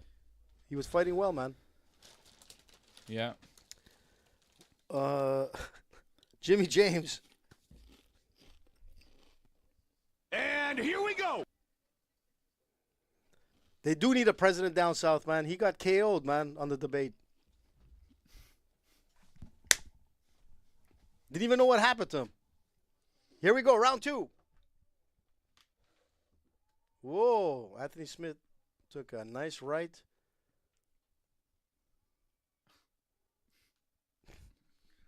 fucking don't even go there. I had to, man. I don't want you to go there because it's just horrible. You're the worst. You and everybody like you. Fucking sickening. Gross. Listen, don't get mad at me, man. Uh-huh. He's not my president. We have problems with our own prime minister. I should be Anybody- careful how we say that because you could get arrested too. Anybody who would support either man is really suspect. If you're actually like really supporting either one of those jabronis, man, I look at you a little Don't get mad, suspicious. dude. Oh, Anthony Smith goes down. Big takedown from Dolidze. Ooh, And now he's peppering Dolidze him. is just firing shots at Smith. Oh, he hit the back of the Smith head is there. just covering up. What's happening? Oh, he kind of cradled in, man. He better start defending himself. All the ref will Smith is stop it. taking a flurry of punches here, But he took one to the back of the head, man. and Smith is trying to get back up to his feet. Did he Damn. take one to the back? Yeah, of the head? yeah, he did. So the ref should have like warned him, but he just let it go. Because he kind of did a hammer fist and it hit the back of the neck. Mm. But yeah, it doesn't look good for Anthony Smith right now. Dolidze now has Anthony Smith on his knees, and Dolidze trying to climb on the back of Anthony Smith. But Smith doing a good job of defending Well, he's kind of turtled up there. to avoid. Yeah, but he's not letting him put his hooks in. Like No. you could see Dolidze's trying to put his hooks in, and Smith is defending well so that he can't really maintain a position. He also has He's holding that arm. a grip of, I think, both arms Yeah, because of Roman Dolidze. So he, he's got his back taken, but he's also in a lot of control, and he could kind of roll him if he needs to. I think he's waiting for the moment to. I hope so, because if to Roman gets make that a hand move. out, he's going to just like... But Roman's putting a lot of pressure on him too to kind of stay on top. But he doesn't have hooks. He doesn't have No. He doesn't have a position where he could really finish from here. But- he might want to start throwing knees actually from that position. Well, kinda he's knees right to like the body. Well, he's right over him in a sense, so it's hard to throw that knee. But this is what I was gonna say: is once he gets that There's arm some out, punches, he's just yeah. gonna pepper him. And he doesn't need to go for submission here. He just needs to pound him out. If Anthony doesn't defend, like I said, not looking good here. Now Anthony Smith kind of sitting on his butt. Dolidze controlling And there's too the much back and throwing some punches. time. And that's the thing, Dave. There's too much time left for him to stay in this position. Because I don't think Roman's going for the submission here. He just wants to like keep throwing those punches. Be careful with the knee there, Roman. I saw it almost like he was setting up for a knee. Oh, okay. He threw the knee, but There's threw a it knee into the to the hams. body. Yep. Dolidze with good control now of Anthony Smith, continuing to hold on to the body. He must be pretty powerful. You know, if he's got able his to keep he's got Anthony his down. arms around the body, but he doesn't really have the hooks. He's throwing punches though. He's controlling Yeah, Anthony Smith. Smith not really able to yeah. He's not doing much, man. turn and face or get back up to his feet. Dolidze doing a good Here we job go, of he's keeping him trying. grounded. Yeah, he's tried to get to his feet there. Oh, big knee to the body. Did you see that, Dave? Yeah. From that position? Jesus. Was that to the body or Yeah. more? That looked more to the leg. No, it didn't. It actually went into his rib cage. That's gotta hurt. Damn. Anthony Smith wants to get out of this position, man, at all costs. He's surviving though. You see, he's going right into the ribs. See what I'm saying, Dave? Right inside, right in that part of the elbow and his upper Yeah, ribs. I see that. Now he's trying, going. Yeah, that was the thigh though. Now he's going Kneeing for the him in the thighs. thigh. Look, he's gonna try to bring him down again. Ooh. He did. Jesus. Dolidze threw a kind of knee to the head. Yep. But Smith kind of went back down. It was almost an illegal knee. Like Smith was up standing for then a he kinda bit, and dropped then back. he kind of went back down, and the knee was like, look, they're showing us a replay. Was that an illegal knee? Oh. Oh, that's close. Oh, a big elbow by Oh, Roman. they get back to their feet, and Roman lands a big punch and an elbow. Smith takes a big, deep breath, too. Yeah. He's just walking forward but doing absolutely nothing. Roman is just like almost playing with him here, you know? Dolidze looking really sharp for a guy that took this fight on short notice, jumping up in Wow. weight class, looking really good. Anthony looks magané, as they say, man. Yeah, he He's looks- bleeding out of the nose, man. His mouth is wide open. He's beat up. Yeah, he got beaten up there. Jesus. Jesus. Dolidze should be up 2-0 right now on Anthony Smith. Jimmy James. Pimping ain't easy.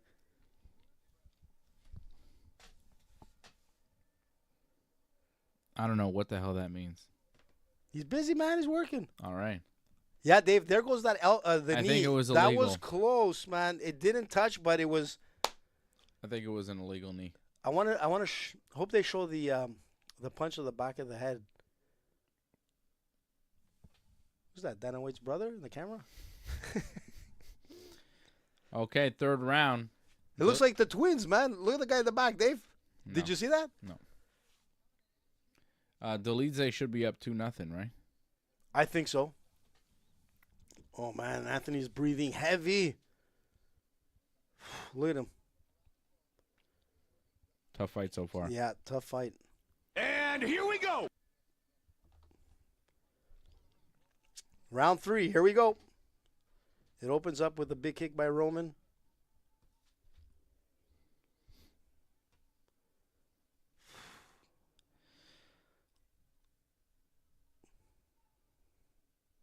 Yeah.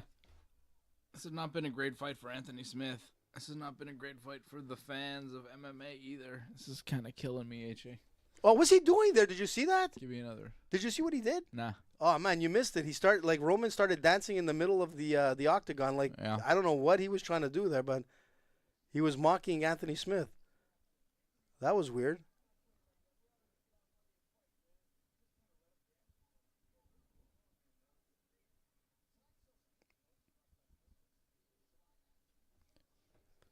Yeah, so those calves are not, helping him.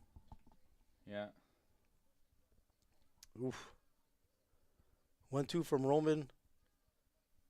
A thrust kick he just threw. I mean, everything he's throwing is landing. Anthony is throwing, but it's going nowhere. Oh, Dave, look at this. Could it be this? Is it maybe as simple as that? Was that turned down? I'm trying to figure out the issue still, H.A. Still working not on gonna stop, technical man. stuff. Give me a sound effect or something. Hit me with something. Let me test something. I don't know. Doesn't make sense. Yeah, they're not, exchanging much. It's 3 minutes and 20 seconds left in the fight. You can see that, there's no power on both sides, but Roman has a little bit more, a little bit more step or skip in his jump, but other than that, man, it's starting to slow down. Yep. Well, light heavyweights taking a fight on short notice. It's been a pretty heavy pace. It's just, It's the game, man. Come on, man. It's 3:03. This fight means so little. Oh, you got, poked in the eyes there. Smith What? is ranked 10th at light heavyweight, right? They're Yep. showing that on the screen. If Dolidze wins, what does that mean? Well, then he'll get the 10th ranking, right? Will he? Because he's not a light heavyweight. Oof, that's a good point. This is what I'm saying. This is on pay-per-view. Yeah. The next fight was supposed to be good. It's not anymore. This is Very interesting. this is rough for the 4th of July weekend for the UFC. This is a rough card. It's true. It's Like, 4th at of this- July, man. At this point, it's okay, we saw MVP and Ian Gary, and that was cool. And then the Macy fight was all right there with the cut. But then now we're sitting through this, and hasn't been the best fight. Or Smith with a nice left hand, but it was kind of... Yeah, it was Nah, there, it's but kinda ugly. there was no power behind it. Wow, man, he tried to do a spinning back fist, Roman Dolidze, man. That was terrible. They're both tired now, man. What's the strike count? 41-14 for Roman. Ridiculous. Anthony Smith is not throwing anything. Which is kind of surprising. He's still moving forward on He is. Dolidze. Dolidze looks tired as hell right now. Look at him, I mouth mean- open. He's like, oh, my God, why is this guy still here? Yeah. I mean, they both are, but Well, Smith looks fresher right now. Smith looks a little better. yeah, he seems to... Oof. Oh, Dolidze firing back. But Smith has landed more punches right now. But he still was 41-14, man, just a few seconds ago, I should say, 41-14. What are you talking about? for head strikes. Overall in the fight. Yeah. I'm talking this round, though. Yeah, he's got a little bit Smith more. is Dave, looking but nothing better right now. spectacular, you know? No, but he's he just ate a big one right now. maybe winning this round, which shouldn't mean anything at this point. I don't know if he's winning this round, but he's doing a little bit better in the last minute. He's doing better in Dolidze, which means he's winning. Let's see how they finish this. Dolidze looks like he's just like, okay, Yeah, I won the first two, and now I'm tired. Can you leave me alone, please? I've done what I have to do here. I just need to survive and get this guy away from me. Dolidze's not offering much of anything in this round. No bonus for anybody. No bonus for this fight. This isn't a fight of the night. This isn't a performance bonus. This is a get the fuck out of the octagon. No Joe Rogan moment for you. Get the fuck out. Next. Come on, man. Oof. Ugh. That was fucking. He got kicked in the nuts there. This. And it's over. Yeah, I think Roman won this round as well. I think it's a unanimous decision win. I think he lost the third round, but this fight doesn't really matter. Dolidze won the first two anyway, so who cares? Yeah. Whether he won the first two or all three, it doesn't matter. He wins. He was just skating there at the end. He knew he won. Which I don't think you can give a guy a round if he's just kind of coasting and trying to avoid. But even the though action. he was coasting, he threw in some heavy shots that connected. He threw a spinning back kick that connected. I mean, I think he won the third. Hey, Dave, here's my parlay. On the prelims, I pick every underdog he definitely to win. won the fight. Yeah. I think he. I mean, So I know, dude. But we gotta keep it entertaining, man. I'm trying to keep it real. This fight sucked. This is a bad fight. This is the summer of called off fights. Yeah, like Douglas. Come on, man. The true Doug. And the UFC didn't really pad this card under Conor McGregor. So once Conor went down, they were fucked. They added Diego Lopes and Brian Ortega, and then they added Yuri Prohaska and Alex Pereira. But they didn't really have much of a card there to begin with. They didn't have a lot to begin with under Conor. So then once Conor went down, the whole thing was to shit. Yeah. I mean, everybody was hyped to see the Conor fight. Yeah, but now it's not here, so we're just, instead of wading through a bad UFC card to be like, well, at least in the end we get Conor. It's really all about Conor. You're absolutely. Now we're wading through a boring UFC card, and we see a fight that we saw 6 months ago. But like I said, it's going to be a different fight. I mean, I don't think At it's least if we would have had fucking Ortega. Yeah, it could have been a bit more interesting. You're right. That's what I'm saying, man. Now you get to see you get to see Ige. Who cares? I wasn't damn. There we hope go. Dan Ige shows up. Roman. Anthony Smith's not too happy. But Never heard anything about that. Why is he not happy? He shouldn't be happy. He lost. That fight sucked. See, unanimous decision, Dave. I told you he won. Yeah, I know he won a unanimous decision. I wasn't arguing that, motherfucker. Do you know what a unanimous decision is? Motherfucker. I think he won the third, man, like I said. Do you know what a unanimous decision is? It means that all three judges scored at least 2 of the 3 rounds for this dude. Well, which I agreed about. I said, yeah, he won the first 2. Well, should I give it to him? I don't know what you're talking about because you go unanimous decision. See, Dave, I told you, but you didn't tell me shit about. Let's see the scorecards. I think he won the third, man. How about if we see the scorecards and the judges scored the third for Anthony Smith? What happens then? I'd be surprised. You're gonna call bad judging or whatever. What? There's always bad judging. We know that. Yo, get it together. By the way, if it matters, but it doesn't, Mayra Bueno Silva won the first round of her fight, and then she got the TKO cut elbow in the second and lost. Yeah, and she was winning the second till that happened. But then it didn't. Then she lost. It's the name of the game, man. She lost the whole fight. The whole thing in one strike. Sometimes that's how fighting works. Roman Dolidze wins a unanimous decision win over Anthony Smith. And next up, we have Diego Lopes against Dan Ige. 2 guys with last names that should be pronounced differently. Lopes should be Lopez, and Ige should be Ige. Ige. It should be Dan Ige. It's I don't know. Ige versus Lopez. If my last name was you were right. IGE, yeah, it's Mark Wahlberg. If my last name was IGE, I wouldn't be like, yo, call me E-Gay. I'd be like, yeah, it's Ige. I wouldn't be like, yeah, no, it's E-Gay, actually. No, it's Ige. I'd be like, yeah, just call me Ige, man. I'm the going to UK skip the E-Gay. I was Kayla Harrison. That's what I was looking at before. Wasn't sure if it was Manon Fiorot, but it's Kayla Harrison. Look at her. Look at that. She looks like Cyborg. Why is she so mad? Why was Kayla so mad yelling? I don't know. She's in the second row. That's why. The important people are in the front, Dave. Mm-hmm. There's the Ige. I mean, good on him for taking the fight short notice, Well, day yeah. of, I guess. Listen, man, you got to give him credit. Yeah.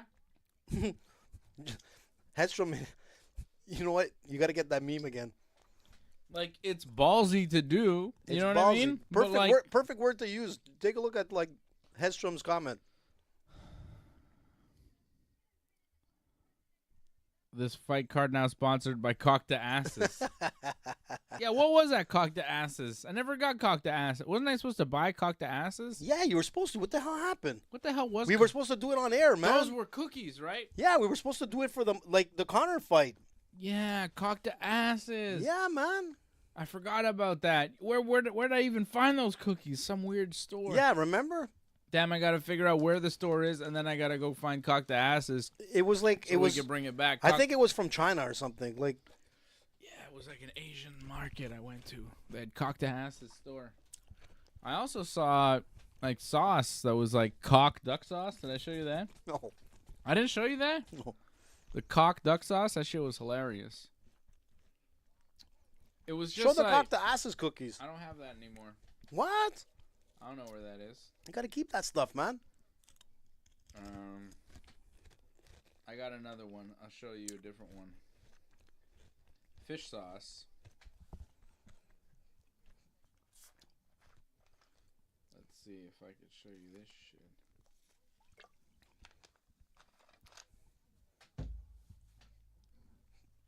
Keep those cookies away from me, man. What cookies? The Cock to Asses. You love Cock to Asses, bro. You love that shit. Cock to Asses. Well, that was the whole thing, man. See what happened? Connor was gone, and we forgot the whole shtick for the Cock to Asses. That was. Oh, look at this, months Dave. ago. Look at this. Oh, Adesanya and Duplessis. They're doing some promo for that. That'll be a good one. 305 looks good so far. Better be. There we go. Look at that. Nothing like good old tasting cock brand fish sauce. I just saw the box and I was just so perplexed by the font choices. You know, like the sizing. Like, why did they go with just like the biggest thing on the box is cock? Brand. I mean, brand is so much smaller than cock. Why isn't brand and cock like the same size at least? You know what I mean? Because the cock is bigger than like the why? brand. And then in the corner, there's like a picture of like a rooster, so that's supposed to be the cock. That's why we're supposed to understand there's Is a that cock. a rooster? Yeah. Yeah, that's a rooster. Hold on a second. Let me see if I could show you properly here. Where do you go shop, by the way? Where are you getting all this shit from? Don't worry about it. I don't want to. Tell you. Damn. No, it's not showing. I want to show the whole image. Hold on. What the fuck? You got to see the cock. Show the cock, Dave. You got to see the cock. You got to see the whole cock. You can't just see some. Don't show of that it. little brand. You can't just see some of the cock. You got to see all of the cock. John Holmes, here we come. Who? You don't know this. I'm sure Doug knows. Homie Holmes. Hedstrom probably knows. Let's see. Can I show you all the cock? Can I show you the whole cock on YouTube? Is that allowed? What do you think? Is that it? You gonna say yes? I'm going to say yes. God damn it. Let's try Well, at this. least you're trying. I am trying very hard. See, look, there's like the cock there, the rooster there in the corner. So why? And then fish sauce, it's under there. But just cock brand. Lovely tasting fish sauce. Buy it today. Sounds good. Don't be a cock, Dave. Buy Cock it. brand. In French, it's le coq. Yeah, why am I shopping in all these places with some weird ass? It's pretty weird, man. Mm-hmm. But that's why I'm like questioning where you shop. It's got to be around here. I can see that being around here. CHA, you suck at judging and scoring, so shut up. All right. What was it? Let me see. Fucking Don't tell me guy. they gave the third round to. Ron McCarthy did. Ron McCarthy gave rounds 1 and 2 to Roman Dolidze, gave the third round to Anthony Smith. Get out of here. Judge Junichiro Kamijo gave round 1 to Anthony Smith. Round 2 and 3 to Roman Dolidze. Yeah, that. And Judge Sal Diamato gave all 3 rounds to Roman Dolidze. Yeah, that makes more sense. Sal is like. So, yeah, the third round, one judge gave it to Anthony Smith, as I did. And then the first round, Junichiro Kamijo also gave to Anthony Smith. So some judges scoring some rounds for Anthony Smith here. Ron AJ. McCarthy, is that like the brother of John? I don't think so. So there are the scorecards, okay? So that's what happened. Don't be a cock, Dave. Either way, Roman Dolidze wins by unanimous decision. But this guy, Ron McCarthy, he had it right because he scored it exactly the same way as I did. Nah, he doesn't. Round 1 and 2 for Dolidze. Round 3 for Anthony Smith. Look at DJ Bourne. That's funny, man. What's he saying? DJ Bourne says, "Hey, Dave, I got rum named Cock Spewer Rum from my island." Nice. Fantastic. DJ, send us a picture. Doug Hepburn says, hopefully this fight is an early KO. I agree. I can't agree more. Yeah, this will probably get to the ground. I think Diego Lopes is going to smoke this guy first in the first round here. Just get through this dude so we can get to the main event. Well, he was my pick over Ortega. Yeah, well, I had Ortega, but it doesn't matter anymore because that fight's not happening. AJ. Loving it. Hey, AJ. Italy lost today. They were eliminated from the Euro Cup. Well, in the first round of eliminations, they got eliminated. There's gonna be I'll be honest. They played kind of like France. I wasn't joking about that. Like, you wish they played like France. France actually wins.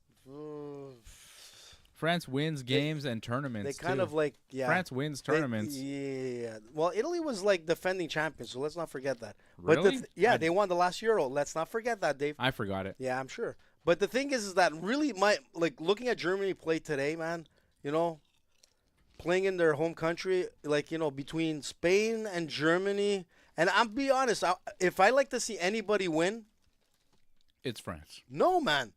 I'd like to see Portugal win. And I know a lot of the Portuguese that are listening to me, man, but the thing is that I want to see Ronaldo win this, man. I'm like a big Ronaldo fan, always been. And he needs that. He needs that win. I think Ronaldo's going to do it. But the two favorites I'd have to say is up there is Spain and Germany right now. And France? Not really, man. France is not up there. Ils sont pas là, Dave. They're small cocks to the big group there, man. They're always there. Listen, and you can't underestimate some of these other teams, man. You got Romania there, these teams like Greece that won the Euro years ago, man. You can't throw them out. Netherlands is there. You never know, dude. Netherlands. Never mess with the Never the mind. orange. Never mind the Netherlands. L'orange. Forget about Let me it. get my orange thing here. Don't worry about them. Let me get my orange thing here. Can you see? Why do you have orange bracelet on? What's wrong with you? But I like to see Portugal go. What are you looking at? No, it's a little saying there. What is that? It's like a bracelet that I gave money to some charity that actually participated in a walkathon for MS. So I'm supporting AJ's got bracelets, bro. Dan Ige making the walk to the Octagon. Making the walk to the Oc, baby. And listen, a lot of respect for Dan Ige. To take this fight. He kind of saved, the co-main event. So hats off to him. He came in and listen, man, to come in and like, did he have like a proper training camp to come into this? No. That's what I'm saying. Respect to this guy, man. I guess. But, I mean, sure. Like, you got to, Dave. Come on, man. Yeah. It's like, that's a lot, man. You're not coming in to play like pickleball here. You're coming in to get like, possibly like hospitalized. It's also his job. And it is his job, but like. He's a professional fighter. He is. And he gets to fight in a co-main event of a pay-per-view. And he's getting money for it. I hope he's getting a lot of money for this. He was supposed to fight, I think, in a couple weeks' time. Still, man, that takes that out, right? So he was like preparing for a fight. He was in a training camp. Yeah, but you're preparing for a particular opponent, right? So all your training camp is based on that opponent. So you're coming in now to fight like Lopez, very different. Like, his grappling style is like very dangerous. Ige is a great wrestler and all, but we'll see. I don't think anybody's getting knocked out here. I could be totally wrong. I think this is going to the ground. I think Lopez could submit this guy. We keep saying Lopes and then also Lopez. Can we settle on one? Oh, look who's there. Look who's in his corner. Who? Let's see if they pan it. There you go. Oh, Sean Strickland. Sean's in the house. Oh, my God. That's cool. Dave, his name is Ige. Ige. Diego Lopes has won his last 2 fights by knockout in the first round. The fight before that was an armbar in the first round, though, so he's finishing a lot of fights in the first round. I kind of hope, he does that here. No disrespect to Ige. I hope Ige knocks him out in the first round. Like, why, man? I don't really care who wins. I just hope somebody loses quickly. Yeah. I'm going to pick Lopes to win because, like, how could you not at this point? Lopez. Hedstrom, you're right, man. Spain has, like... It's Lopes, bro. It's Lopes. Put the money on them, possibly to win it all. Oh, look at that. Respect, man. Respect. Lopes minus 250, the favorite. Ige plus 200, the dog. A good dog, too. What is that? People just walking out of the arena right now, just leaving. What? They're what are you like, talking about? Ben, oh, Dave. People just leaving en masse. They're like, we've seen enough of this. What's his tattoo say? Dream, believe, and make it happen. We're in Vegas. There's other shit to do. Like casinos. Casinos. You know what you can't see in Vegas anymore? What? Hookers. Sit-in. Yeah, she was. You know what? It's funny. She was actually there yesterday for the draft. She was the one that actually announced the first pick for the Canadians. Yeah, I heard. And I was looking at her. I'm like, who the hell is that girl? She's the best. Celine Dion? I was just watching her Amazon. Stefula, Dave? I was just watching her Amazon documentary, man. Ben, no. Amazing. I met her, man, and okay. So sad, man. I can't say anything. She can't. I'll hold my breath. She can't sing anymore. Qu'est-ce que tu dis, Dave? Could it be that, like, after decades of singing, that you lose, like... No, she's got, like, an illness. She's got, like, a serious, like, medical condition. She looked pretty good yesterday announcing. She can't sing, though. It's very sad. Very sad. You got no sympathy for sick people? I do, bud. Can't you see the bracelet I'm wearing? What's the matter with you? I just, like, I have a hard time, like, like at the time when she didn't want to take that award that was from the U.S. because, it was on the English side. I always had a little bit of... I don't know what the hell you're talking about. Yeah, because you're too young to know that, man. I don't care. She sang for the Pope. That's how she got, like, popular here, which was back in 1982, I think. She's like the Queen of Quebec, man. Qu'est-ce que tu dis, Asti, Dave? What do you mean? The Queen. Yeah, she's like freaking... You kidding me? She's worshipped among the people of Quebec. She's gigantic. You don't understand, bro. You've never seen her perform. Tremendous. Talented. You don't know talent like that. You gotta know what you got. Hey, sure I do, man. Roche Voisin. You don't remember Roche Voisin? Oh, get the fuck out of here, bro. Unbelievable. All right, we're about to see this fight. There's a lady blowing Jerry Boulet, man. Blowing us Come on, kisses Dave. For some reason. Even Freddie would agree with me. Jerry Boulet. And here we go. Who was the guy? Was he the one that sang Bobby Pin? Bobby Pin. I don't know. We're in the first round. Here we go, man. Man, Diego Lopes has got a weird ass hairstyle. Yeah, it's kind of weird, but it's kind of like it's a young boy hairstyle. Well, it kind of looks like it's like that weird mullet. Well, it's not a mullet. It is a mullet. It looks like Native American kind of like style, man. Take it easy.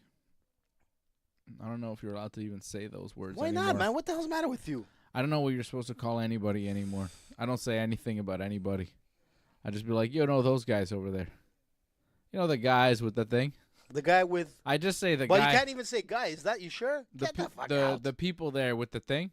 I just say that. Oof. And then I make the Whoa, other... Lopes with a big knee, man. I make the other person say it. I don't even say. So you get me to say it. I be I'll like, you say know it. I'll those, be more than happy to you know say those guys who do that stuff there, you know? it. They'd be like, Dave, you can't say guys because you're not sure. Yeah. You know those people there who do the thing with the pigs? The yeah, what? They don't eat the pigs. Those guys. The pigs. Did You you, know say them. pigs or pigs? Pigs. Pigs.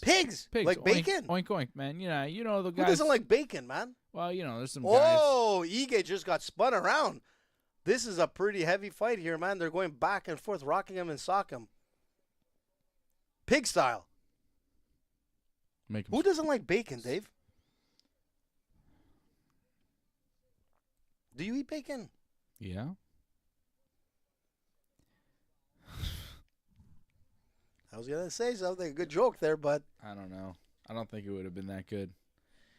Lopes with a nice punch to the body, a hook there, he's very and creative. then an elbow over the top. Like he's a very creative fighter. Mm-hmm. Ige looking good so far, though. He's landed Whoa. a couple.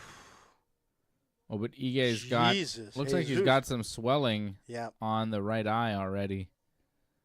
Might Well, have been the elbow that caught him. Well, he caught like a flurry of punches, man. Mhm. Look at the back of his neck too; it's all red.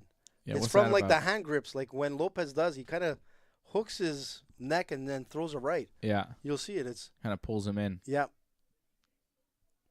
He's a good fighter, man. Like he's very underrated, Lopez. Like I told you, like I don't think Brian Ortega would have been able to go like with the power of Lopes. And his ground game is amazing too. And I love Ortega. Like his grappling was amazing, but Lopes is actually a notch above. Yeah, well, maybe we'll never find out, AJ. It might happen again, Dave. You're just talking mad trash right now. No, man, it could happen again. You could. Just like we're I watching think Ortega, tonight. I think Ortega would have tapped him with a triangle choke in the first round. Nah, man. Tapped him with a triangle. First round, bro. He would have jumped a flying triangle, and he would have tapped him in the first. Don't give me that Celine Dion stuff. It would have happened, man. It would have happened. Oof. Yeah, I can see the mark under his right eye. Yeah. Mark of the What's devil. Celine's Dion songs, man? I can't even remember. Oh, so many, man. Are you kidding? I'm trying to think. I was trying to get a joke out of one of them. Big hits. Something with bro. Le Colombe. Pa, pa, pa, pa, Le Colombe. You're thinking about old like French Celine. I'm talking about Anglophone song Celine that made her millions of dollars. Except she didn't accept the award. I But don't know go- what you're saying about Yeah, that. but people know what I'm talking about. That's cool. That's old time. But what's her song? I'm trying to think of a song. Well, she had that big one, "My Heart Will Go On." You know, Oh, that yeah, Titanic the song. Titanic Everybody song, likes yeah. that one, right? That was a big one. She did that Beauty and the Beast one too. She did a lot of movie songs. She did a lot of shit. Was she the beauty or the beast? Yo, be respectful, man. Well, I'm not. I'm just saying, man. She You're made the the song. worst, man. But what is the song from Beauty and the Beast? You can't even tell me, man. You're a big fan. Ooh, big uppercut. There goes Lopes, man. Big elbow again. Uppercut from Lopes.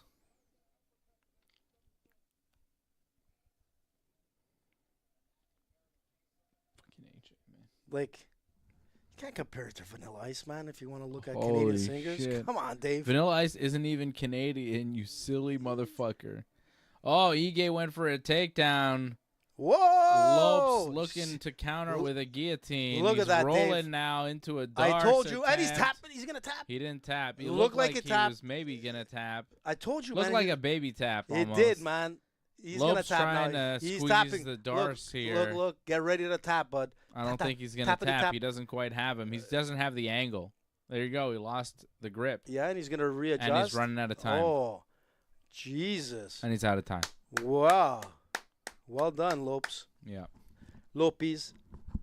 Lopez. Lopez. So it's not Lopes or Lopez. It's Lopez now. We're adding a third Version, yeah. way to pronounce this guy's name. This is bad. This is all bad. Lopez.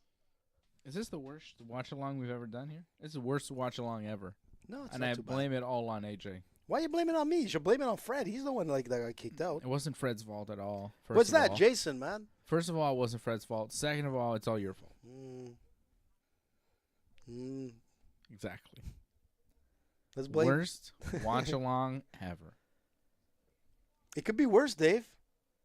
Like the Pereira fight could have got canceled. It would have been yeah. Well, think about that. Fuck. And this could have been the main event. Yeah. Imagine all the people that paid money to go see it. I wish Connor was fighting. You know, that's just. But you know what? What I'm kind of surprised is it would have been so cool. Yeah, but Connor should have been there. Why? He doesn't need to go. You need Connor to be there, and just like the wave to the crowd would have went wild. And they're not going to pay him enough to show up. They're not going to pay him what he would want to just be somewhere. But it would be so proper. And here we go. Here we go, round 2. Round 2 of Lopes and Lopez. Lopez and Iguana. The iguana and versus the Lopez. The Lopisser and the iguana. Doing the damn thing. It doesn't even matter what their names are at this point. This show is off the rails. Whoa. Oh, nice kick from the Lopez. Ige, who I don't think is actually. He took a low kick. You know what? I was there. trying to figure out who Lopez or Lupis or Lopez looks like. Every time I look at his face, and I'm like, it kind of reminds me of someone that I've seen in the past. And I just figured it out. He kind of looks like that guy Corey. Remember the 2 Corys? Look at his face, man. You know what I'm talking about? No. Corey Feldman, man. Look, I'm telling you, it was bothering me this whole time, and I'm like... Honestly, I've heard that name, but I'm not really sure who Corey Feldman is. Ige's nose is bleeding here. He's got a cut on his nose, and his left leg is pretty bruised up right now. He's taking several leg kicks. Well, Dave, I think there's like a bump on his leg. I just got to see from a different angle. Yeah, look, he keeps beating up that leg. That leg is red and swollen. God. And there's a bump just above his knee. Yeah, Ige's leg is not looking so good. Igua's leg is looking muy bad. Muy bad. No good. But he's still there.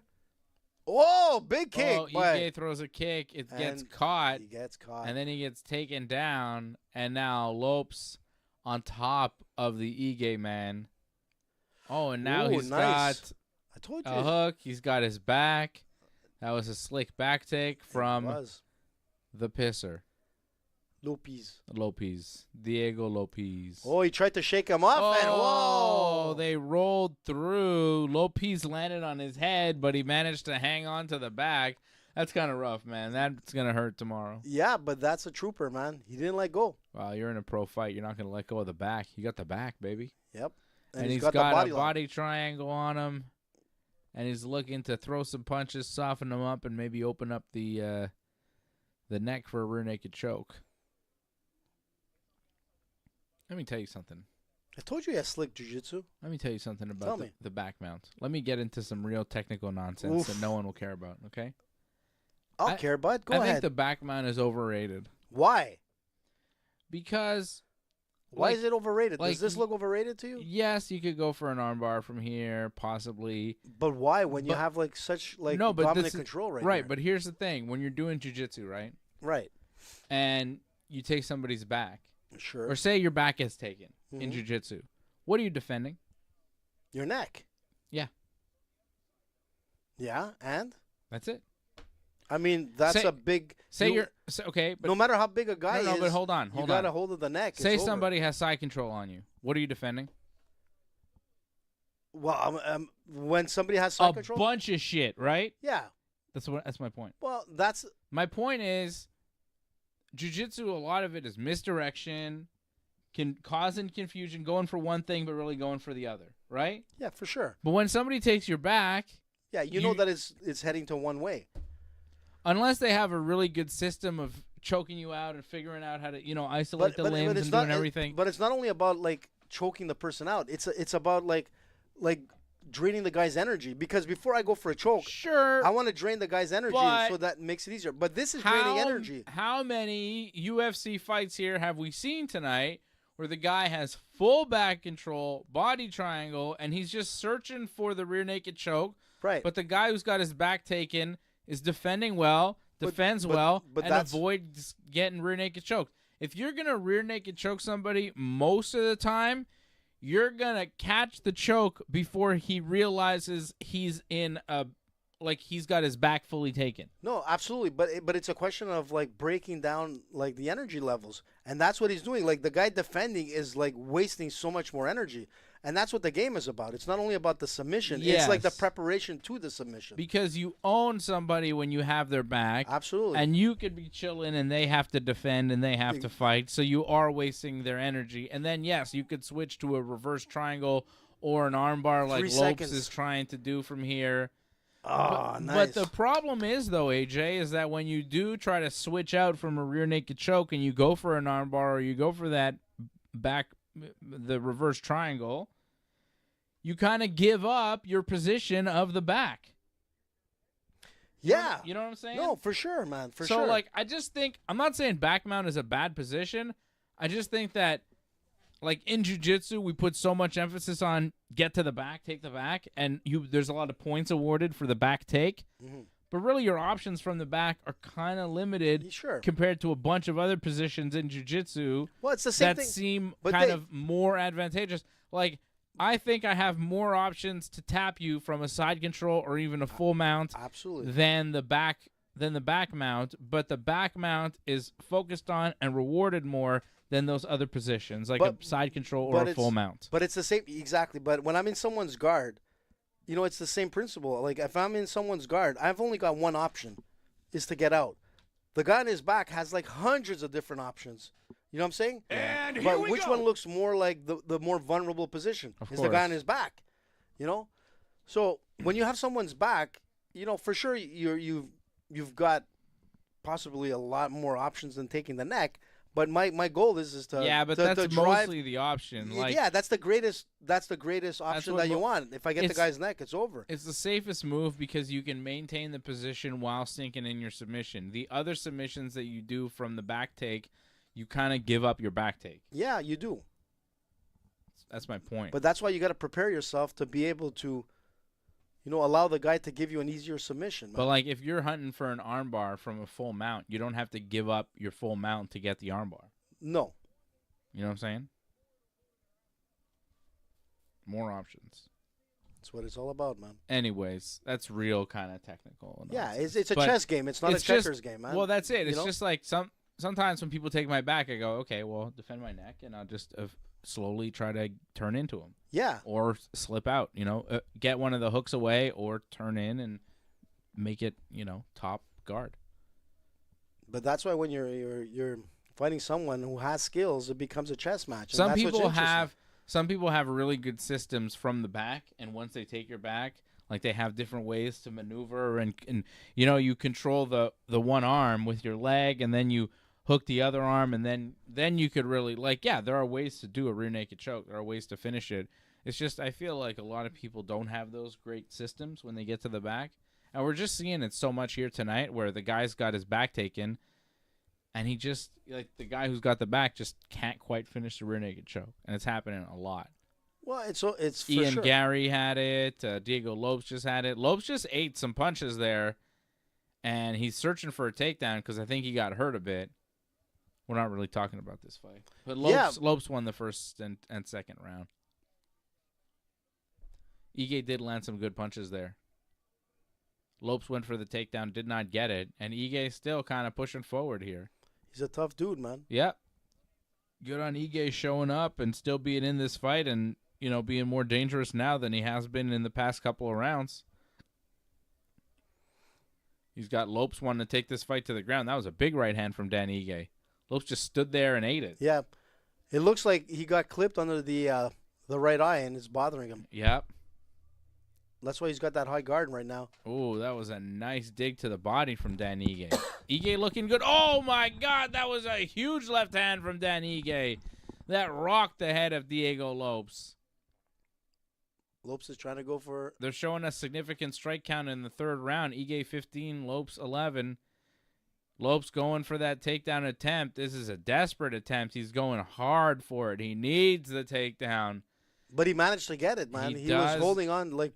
Well, he kind of had it, but now he lost it because Ige is on his feet right now. Lopes kind of has he's on his back, but Ige's standing up. Yeah. Lopes has one leg on top trying to sink a hook in and drag him down to the mat. Yeah, there we go. But he falls off the top, and Ige lands big punches from the top and now falls into the guard of Diego Lopes. Lopes just kind of holding on to him, I think, for dear life. With 1 minute and 20 seconds left. Kind of sucks for Ige because Ige's looking really sharp, looking like he's got Diego Lopes in big trouble, but it looks like Lopes, won the first two, so it won't really matter. Yeah, unless he finishes him here. Yeah, he doesn't have too much time, though. And Lopes is just holding him. Yeah. Like he's got him in the guard. He's holding his head with two arms, and he's got his legs closed around his body. Like he's trying to just hold on for dear life, hoping that, okay, fine, I'll lose this round, but I won the first two, and I'll go home with a victory. Yeah, he kind of got hurt at some point. Brian Ortega would have whooped this guy's ass, man. I don't know what you're talking about. Look at this guy right now. Brian Ortega is smoking this fool. Yeah, he didn't look that way in the first 2 rounds. Yeah, Dave. but look at him now, man. Come on, Ortega's a gamer. Ortega would still be here, and he'd be way more dangerous than Dan Ige. Oh, I agree with that. Ige took this fight today, and he's looking like if this fight went another round, he'd finish Diego Lopes. Look at these big punches from Ige in the guard. Ige whooping Diego Lopes' ass in this round. Lopes trying to coast and survive. This is a bad performance from Diego Lopes. To finish this fight to finish it, but really the first 2 rounds, he kind of clipped him there. First 2 rounds, he controlled a guy. He did some damage to a guy. Didn't really do that much damage to a guy that took this fight on less than 24 hours notice. Respect, man. Yeah, but Diego Lopes didn't really... Well, the first 2 rounds, yeah, he looked good, man. He looked okay. He should have finished this guy, though. Should have been able to do something more. He did nothing. And he almost lost in the third. He almost got finished in the third. What are they saying, both of them? Look at them talking. I don't know. Dana They're White. both talking to Dana White like, hey, Dana, I love you. I'm here to suck up to you. Your head looks like a penis. Give us double bonus. I mean, you should give Ige a bonus for that, right? 100%. Because the guy took the fight on such short notice. The fight was pretty good. I mean, it wasn't great, but he made it a fight in the third round at least. Yeah. I'm mostly glad it's over. I wish it would have finished fucking 20 minutes ago, though.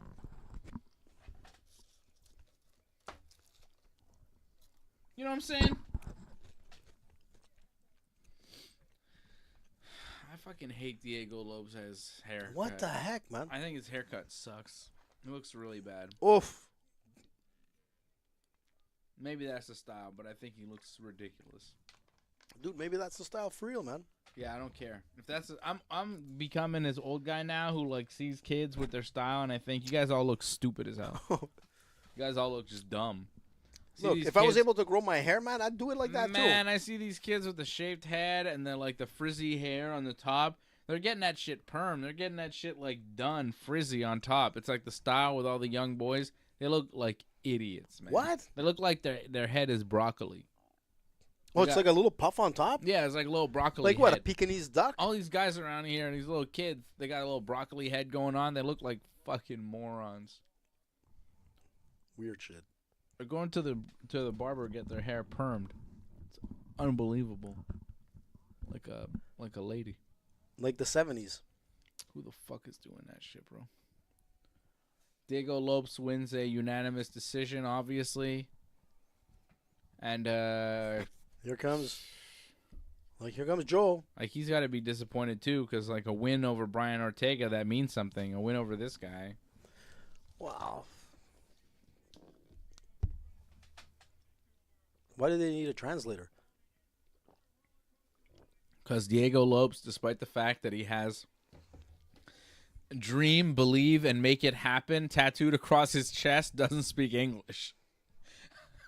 Imagine That's pretty interesting. I Man. mean, that's honestly, I was about to say, like, imagine getting a tattoo of some language you don't even speak on your chest, but, like, how often do dudes have, like, you know, Asian well, that's it. There's like a lot of Chinese, like Asian tattoos, Chinese and they have no idea what it means. characters, and it's like, this means power and love, and it's like, no, it actually means cock the asses. Cock the asses.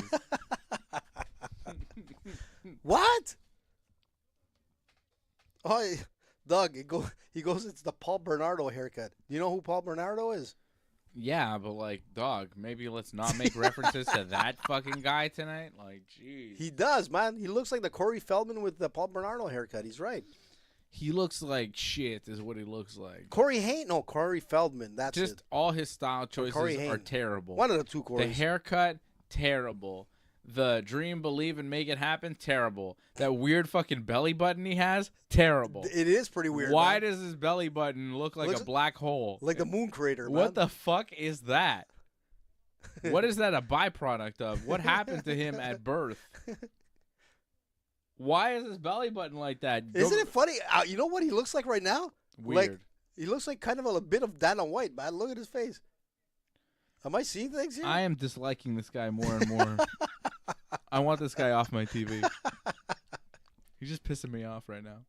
Yeah. What's with that belly button, dude? It's fucking weird. Diego Lopez. Oh, he's talking about. Listen, he's not talking about this guy. He's talking about the kid's haircut nowadays. It's the Paul Bernardo haircut. It's true. Oh, is that it? With the little fuzzy? Little Pekingese duck look, you know? They look fucking dumb. Cool. Good for you, Diego Lopes. You won this fight. You were supposed to fight Ortega. It would have been cooler for you. Instead, you fight this guy who, whatever, saved your paycheck, I guess, because he still gets paid. Because the UFC would have been like, nah, you're not fighting. You're not getting paid, Diego. Go home, bitch. Oh, you cut weight? You did all this training camp? Sorry, fight's not happening. But you have a free buffet in your hotel room. Please enjoy. If he says no to the Danny Ige fight, they're not paying him. But no. So you've done all that training camp and everything. How fucked up is that? If That's he would have said no, they would have been like, yeah, cool, go home. Fuck you. Well, you got a free hotel room, like I said. Oh, that's nice. Free merch. That's nice. A T-shirt, running shoes. I don't even think the merch is always free. No, it's free. I know that.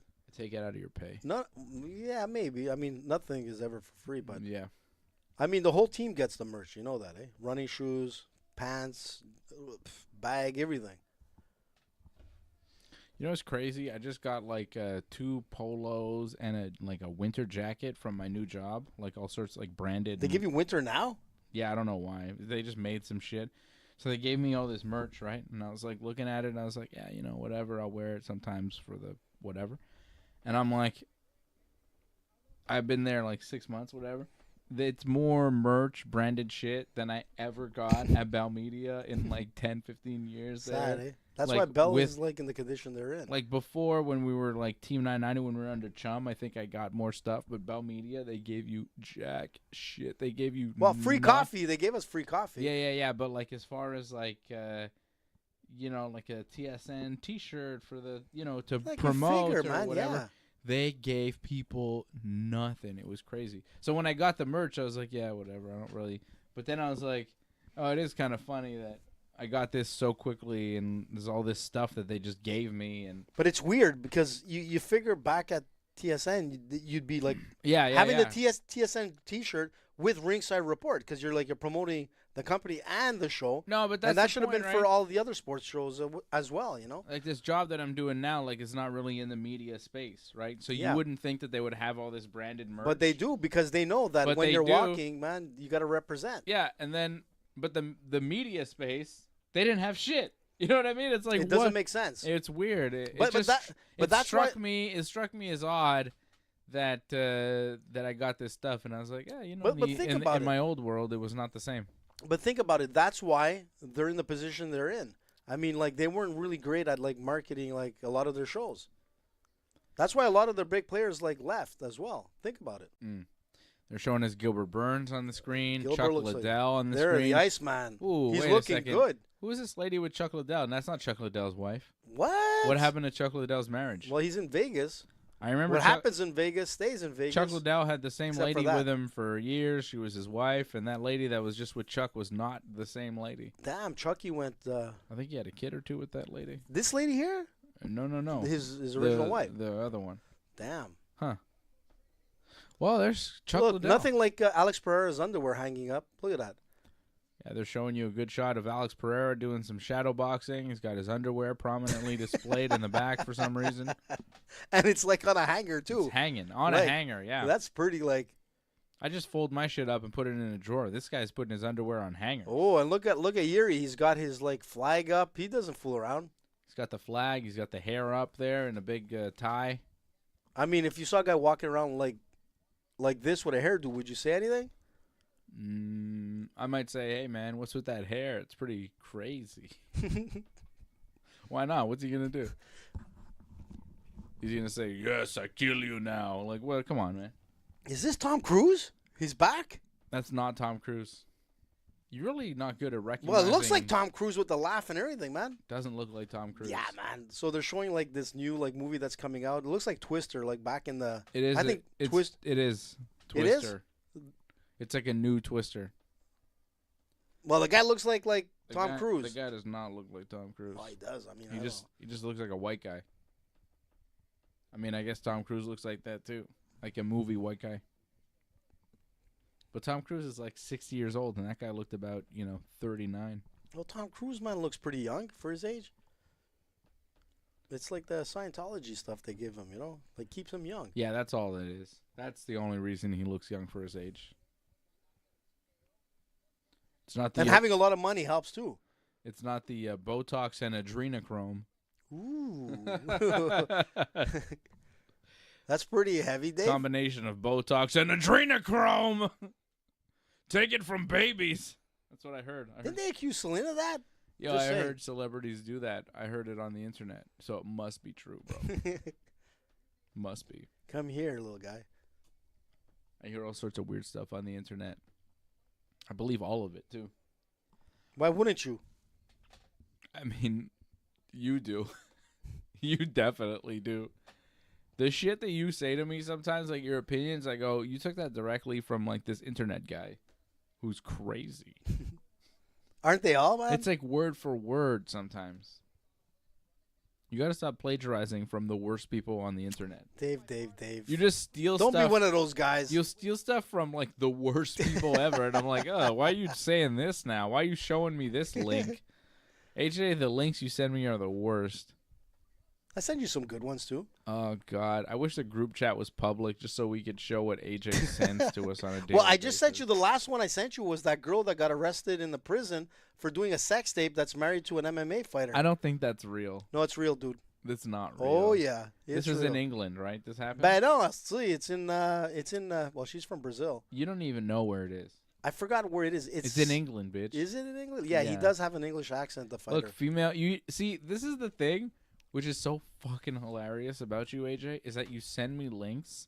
And then what? and There's a disclaimer and on you it. see the story, and you don't even read what you fucking send I me. sent you the shit. and I you read it. send me something that's a tweet. You tell me you read it, but the first line is female prison guard in London. Well, I forgot it was London. I remember it was somewhere. Who gives a shit, man? You think I care about that? I care about the content other than the location. I'm not going to believe this until it's a story that's like actually being reported on outside of whoever this Colin Rugg figure is on Twitter.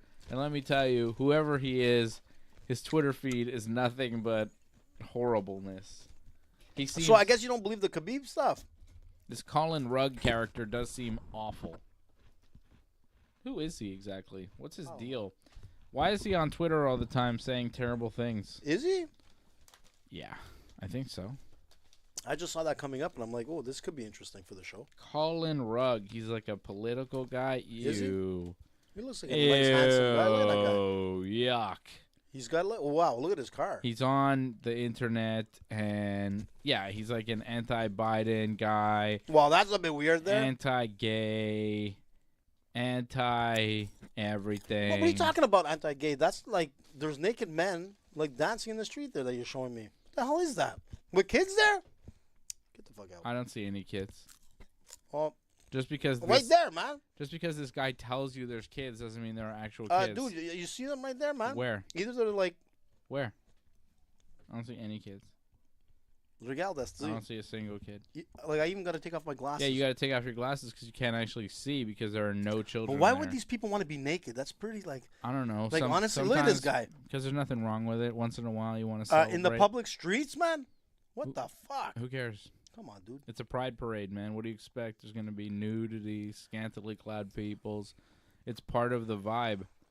If you don't want your kids to see that, maybe don't go to a pride parade. True. But, I mean there's that's always, a little bit harsh, no? There's always, like, a sexual vibe at one of these things. It's a parade to celebrate how you fuck. What? Well, it's a gay pride parade, isn't it? Or a queer pride parade or whatever the fuck. It's a pride parade, right? I don't know who's proud exactly. I think everybody's very proud. Not straight people, but not people who do sex. Not like, you know, like... You want to go down that rabbit hole, dude? The people who do, you know, like the old-timey sex. Like a man and like a regular man. Like, you know, an old-timey man like myself and an old-timey lady who do, like, the sex. What the hell are you talking about, dude? Like born with a penis, What's in those chips, born with a vagina, you know, sex, AJ. You've heard of that, right? I've been there. You've made a baby. You understand. So that stuff, that's not in the parade. But it's literally a parade to celebrate all the other sexing that goes on. It's a parade to celebrate fucking. So I'd rather see it like the Italian Euro Cup parade. That's what I'd rather see. But I'm just saying, if you go to that parade, what do you expect? They're there to celebrate like a gay pride parade. What are they celebrating? The fact that they're gay and they're proud of being gay. That's nothing wrong with that, for sure. Yeah, but what is being gay? But see that naked guy there? What is that? A gay man is usually a man that has sex with another man. So you're just going to celebrate the way that you have sex. I mean, if you go to one of these parades and you see a dick, you shouldn't be surprised. What's in these chips? They're celebrating the way that they have sex. It smells like John Jones in there. If you went to like a straight pride parade and you didn't see like maybe like I don't know what you would see at a straight pride parade, probably somebody getting arrested. Something bad. It would be bad. I don't know where the hell you went with that, Dave, but well, what do you mean? It sounded pretty deep. Well, it's like a fucking pride parade, right? So what are they there really celebrating? What kind of parades do you like, dude? I like, you know what kind of parades I like? I fucking hate like soccer. I fucking hate all parades. I think we should outlaw parades. What? The Christmas parade? The only St. Patrick's? Oh, hey, don't I hate both of those parades. What? I never missed a parade. I think you should cancel both of them forever. You're crazy, man. I think you should cancel St. Patrick's Day as a concept. Don't mess with the Irish, dude. I think it should be. Just saying. I'm not a big fan of St. Patrick's Day. I don't know this guy. I'm not disrespecting the Irish people. I think they're all fine people. I just think know this guy. That a bunch of Montreal drunks don't need another day to get drunk. Dude, that's so like. It's not cool, man. It's got nothing to do with Irish people or in Ireland. It's everything to do with a bunch of people where they go, everybody's Irish on St. Patrick's Day. No, that's just an excuse to get fucking wasted. What? Well, because you're not Irish. You're just like a person who wants to drink during the daytime. Have you seen my like Ringside Report Yeah, and I don't condone that. Like St. Patrick's Day. I don't condone that because I don't celebrate St. Patrick's Day because I have no connection to Ireland, and I really I don't see why we're doing it over here. I don't get it. We have the biggest parade in the world for St. Patrick's. You know that. Yeah, it'll be canceled soon. What? Like you every mother other, effle. Like every other parade in this city. Like every other cool thing in this city. You see, that's the way you're taking away the fun of the city, man. Montreal they canceled the Canada Day parade. Yeah. You know why? I won't even get into it. Because this city absolutely sucks. Well, they had all these weird things of permits, and they needed like X amount of drivers in the car, volunteers. Hey, do you remember when the city had What about the fun part? Just people having a nice time. Remember when this city had an internationally renowned comedy festival? That was cool in the summertime. Well, they kind of brought it back, but it's not like the same. No, they didn't. There's no comedy festival. Yeah, they're like there's something going on right now. Like you got to look into it, but they're trying to do something. I'm gonna leave Montreal. I fucking hate Montreal. What? Don't say that, dude. It's the worst. How about look? Because so much for Turns in Montreal sponsoring us. Rent is crazy. Like housing is ridiculous prices, and they go, well, you get the city, and then I go, well, what the fuck is in the city? There's no comedy festival. They cancel everything. There's terrible traffic. There's fucking it's fucking disgusting everywhere. People doing all sorts of horrible things in public constantly. Like what? Oh. I don't take the metro as much. That's the one thing. Like, I don't give a fuck Thank about God. a mini Just for Laughs. A mini Just for Laughs isn't actually a comedy festival. There's jack shit in this city. There's fucking nothing going on for me. lots of potholes, Dave. Yeah. Potholes, drunks, vagrants, fucking smelly ass people in my fucking way. Don't hold back, Dave. Okay. I Run won't for hold mayor, back. man. Fuck, I couldn't be mayor because I already talked about how much I fucking hate this town and all sorts of shit that it stands for. I don't want to be mayor of this shithole town. I want to leave. I want to be mayor, man. I wouldn't want responsibility for this fucking dying entity that it is Montreal. Fucking shithole. Jesus, man. It is, bro. Get it together. Every time I go outside, I go, ugh. Fucking gross, man. It's awful out there. Not sponsored by Tourism Montreal. No, fuck no. Because there's nothing, man. Here we go, guys. Let's. Over my lifetime, I've seen nothing but the fucking decline of this city. Well, you're right. I agree with you on that. When I was born, we had a great comedy festival and we had a baseball team. Now we don't have either of those. And we had things. fireworks. Yeah. You're allowed to have fireworks anywhere. We man. don't really have much of anything anymore. I don't really know what we have. Potholes, What do we have? orange cones, Celine Dion. She can't sing anymore. Potholes are garbage. Orange cones are nothing. We're to shit out of fucking- luck then. Like, it's a fucking disaster.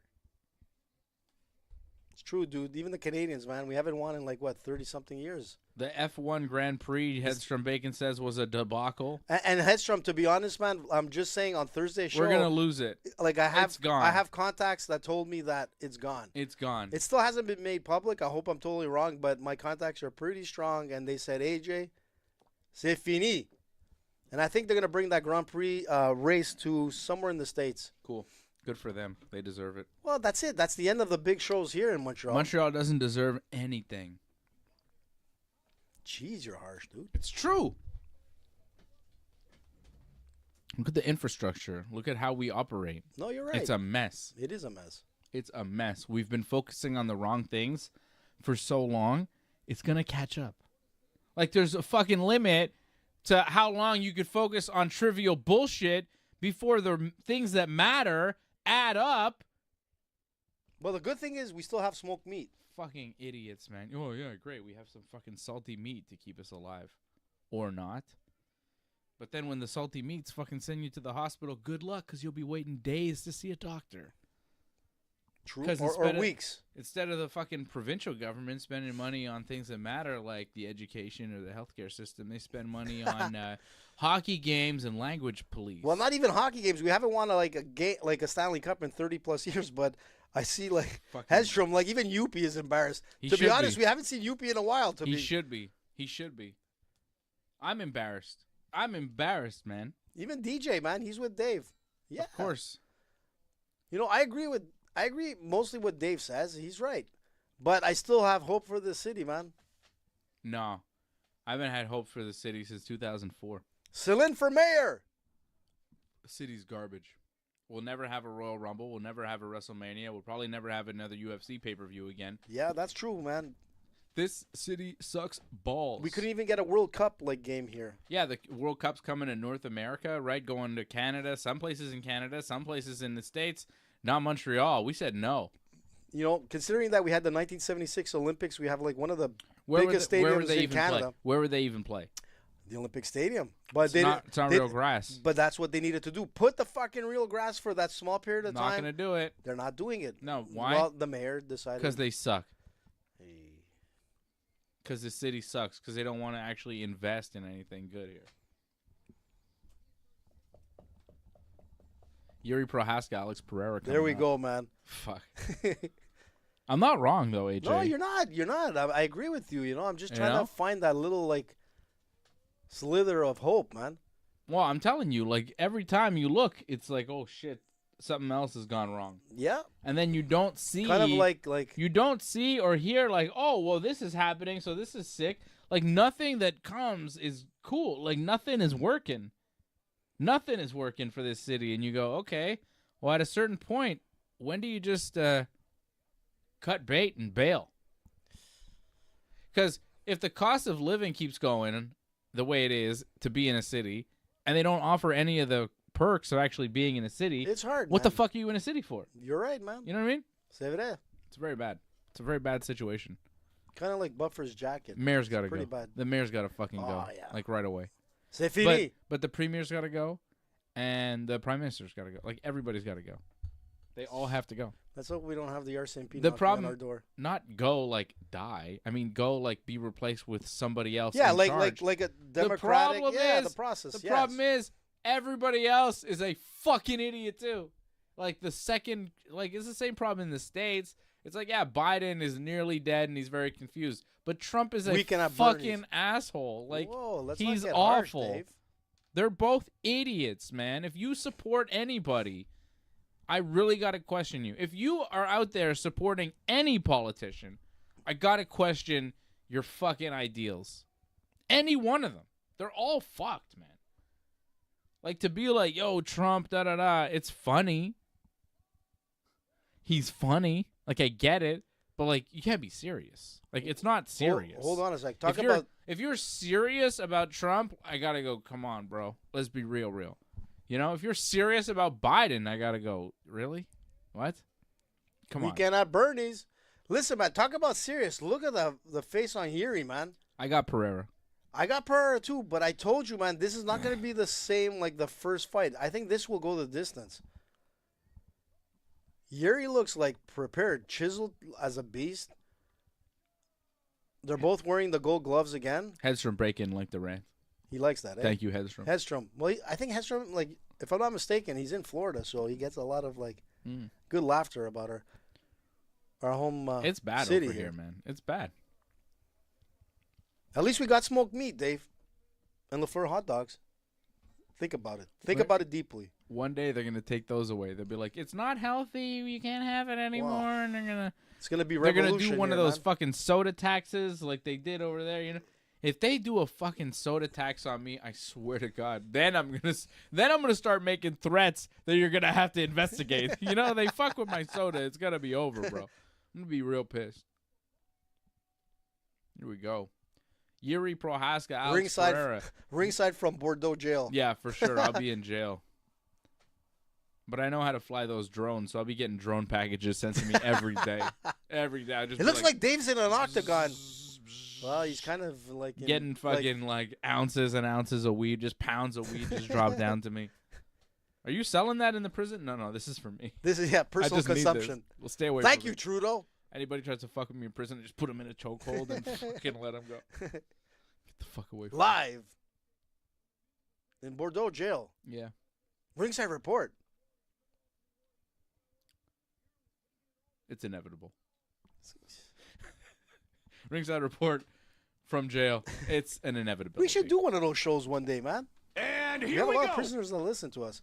Here we go. Here we Round go. one. Wow. Yuri and Potan. Don't you like his shorts, man? Pretty cool shorts for Yeah, Pereira's Pereira. got some like cool, colorful shorts. Like going on. Amazonian, like this Amazonian tribe shorts. Woof. Yuri, man. Kick up the middle from Pereira. Jab from Pereira. What about Yuri? Yuri's like just studying him here. Very solid stance, but he's not throwing anything yet. He got stopped in less than 2 rounds last time. Yuri lunging in with a big left hand. Two powerful Listen, guys. man, listen. You can't sleep on Yuri's power. Like No, Yuri's absolutely not, very man. powerful. Pereira's got to be careful. Just because it went his way last time doesn't mean it's a guarantee it'll go his way this time. He's got to be sharp. And if you look at the finishing rate of both these guys, you've got like Alex Pereira that finishes at 80%, and Yuri Prohaska at 97%. Man, that's serious. If this guy connects, you know, Pereira's in trouble. But the thing is that what worked for Pereira the last time was he massacred the calf. So like his front lead leg was done. That's why like Yuri had to like change Ooh. stances, which he's doing right now. Because That was a nice left hook there from Pereira. Yeah. But like if he continues with those leg kicks,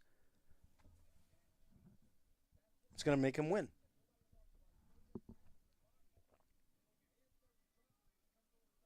These are two dangerous men here, man. Oh, Yuri leaping in, landed a right hand there. Oh. Oh, nice right counter from Pereira. There goes the calf kick, Dave. Yeah. You see how it's already turning red? Yeah, That's wow. crazy, man. Wow, Yuri's leg is already red. We're not even 2 minutes into this fight. Those calf kicks are nasty. Yeah, look at that. You can see actually like Yeah. a square like patch on his calf. He snaps those things Jesus. in. And it's not like he's been throwing that many, right? Mm-mm. But they're on the mark. Yeah. And he's going to take away that lead leg. Oh, There he goes another again. one. And Here- then follows with the jab. Yeah, and that's how he won the Oh, last wow. fight. Yuri kind of stepped back awkwardly on it already. Yeah. And he's switching stances to avoid it. And that's what happened in the first fight. Like, the thing with Oh, Pereira. and the body Oof. kick opens up there for Pereira. Damn, he's so skilled. Like, he's like, okay, you want to switch stances, and the body kick will be there for Yep. me. You can see the step already is a little bit.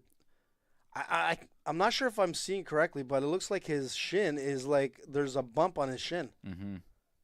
Pereira's doing a really good job of controlling the distance and only coming in on his terms and not really letting Yuri get close to him.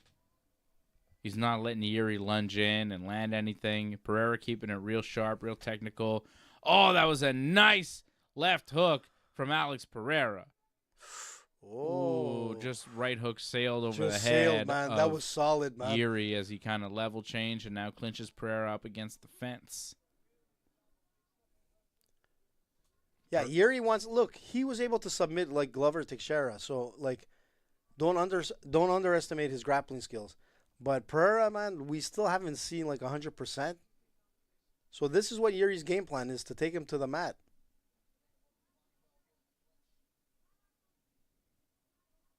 You think? 100%. He wouldn't be clinching in this position if he wasn't trying to get to the mat. Like, he's not throwing any knees. He's just trying to take him off of like his center of gravity. He does look like he's trying to drag him down to the mat, just kind of clinching him up against the fence. Yeah, you see that? He went with the leg. Trying to sweep a leg Yep. and He pull wants him to. down. Pereira defending well. He's got a good, solid overhook on him. Yuri's not doing enough here. Yeah, he's not There's in the no best position there's for no a level takedown. change. He's trying to, but he's like too high to get Pereira to the mat. His intentions are there. Oof. And Wrap there's around. There we Pereira go. circling away. Back in the center. Oof. Right back to those kicks. Pereira throws a head kick that just missed. Maybe touched the tip of the beard of Yuri Prohaska.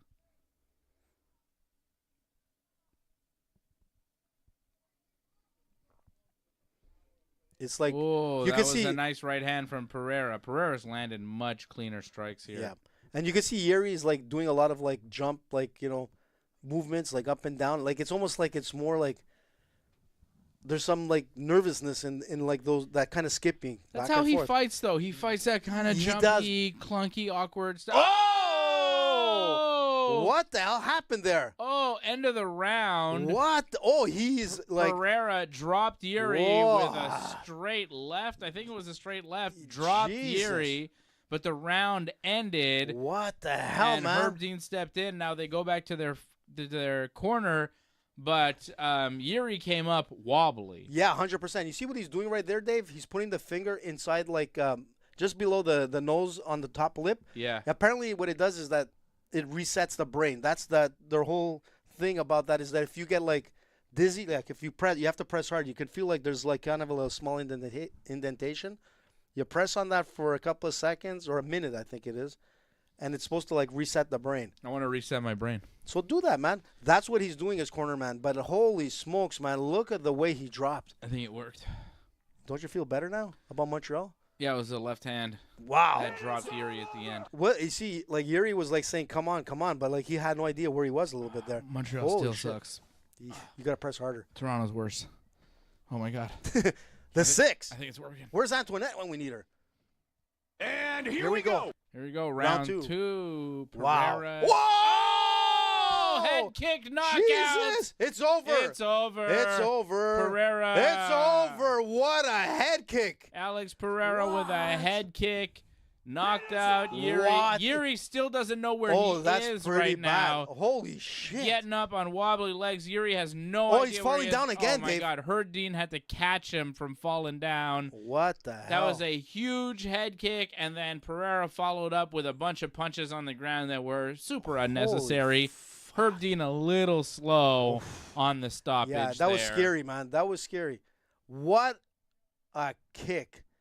I mean, that was a highlight kick. He had him done in the first, and Yeah. he finished him. Like, he had him done at the, like, Yuri was knocked out Yep. at the end of the first. He came in, and he got knocked out again in Yeah, the second. They better, like, pinch that, like, upper lip again. Yeah, that didn't work.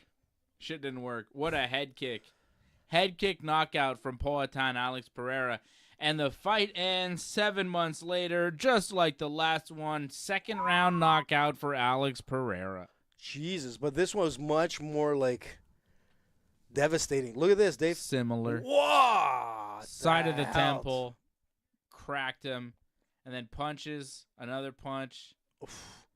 Boom. Oh, my God. Look how his what foot. a head kick. Did you see that foot, how See, it bent? Herb Dean kind of jumped in, and then he let it go. Yeah. Like, after the head kick and he dropped, he should have just jumped in Look and at said this. it's over. Oh, Jesus. Bam! Big head kick what knockout. the hell, man? Yeah. Jeez. And just Louise. like that, my parlay and Fred's parlay both cash in tonight. Your parlay lost. Well, you know what? Sorry. Charles, But, yeah, it was, Team it Dave, was there. Team Dave and Team Fred both cashing in tonight. So congratulations to me and Fred. Who did I lose to only? Like Charles? Charles, yeah. Yeah, so I would have won like my parlay was $20 for a 280 payout. Yeah, but If Charles would have won, man. and if If Lopez would have fought Ortega and would have beaten him, Yeah. but that's not. but really- Lopez did win. Lopez? Yeah, but he didn't. No, it's not part of the parlay. Yeah, it's not part of the parlay because it doesn't count. But holy smokes, what a finish, man. Holy smokes. I was so sure this would have went a little bit further than that, but madon. Glover is super happy. Oh, look at this, Dave. He broke his toe. Oh, did he? Did Yeah. Pereira break his toe? Yeah, he broke his toe. On Yuri's head? Yeah. That's crazy. That's Pereira Oh, with look his at Pereira. kids celebrating. These are big kids, man. So your parlay was Diego Lopes, Alex Pereira, Anthony Smith, and Charles Jourdain.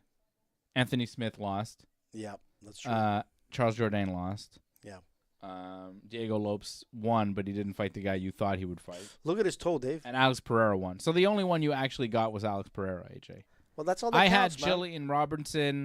Jillian Robertson, Alex Pereira, and Brian Ortega. Ortega didn't fight, but Robertson and Pereira won, so my parlay won.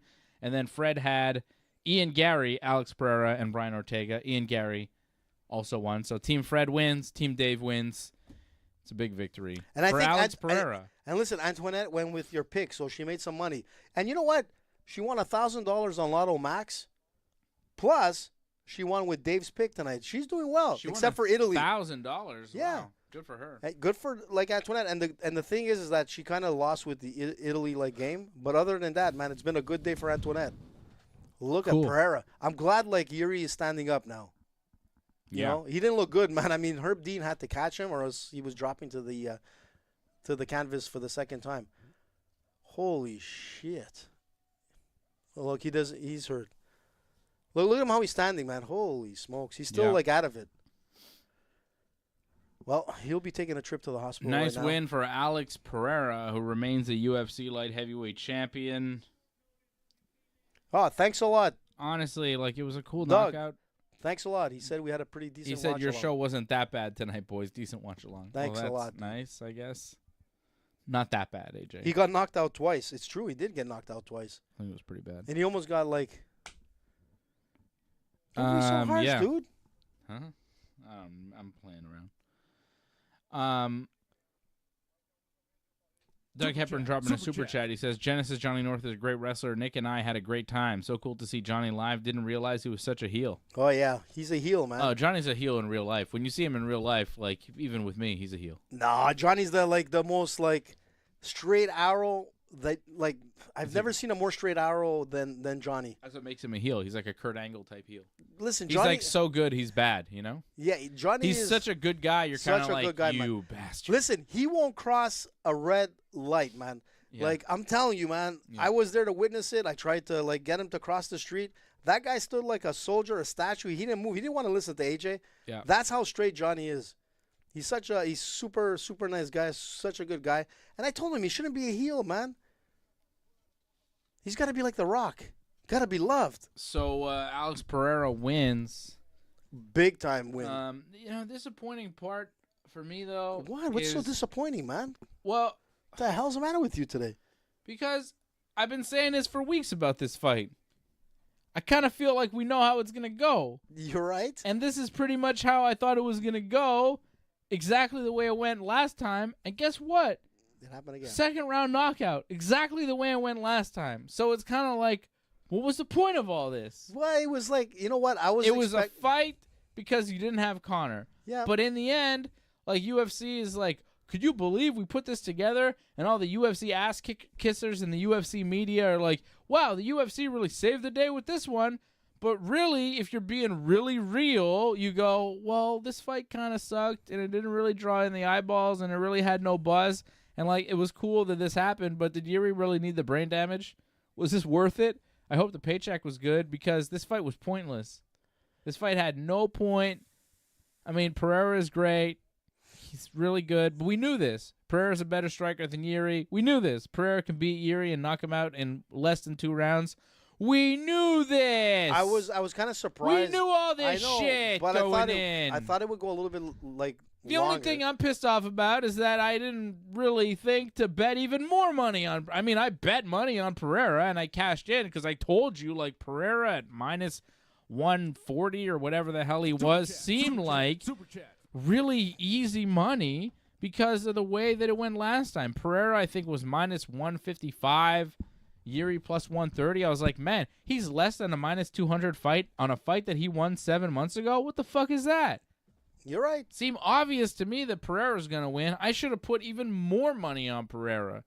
The only reason I'm not more pissed off right now, AJ, is because I actually won some money tonight.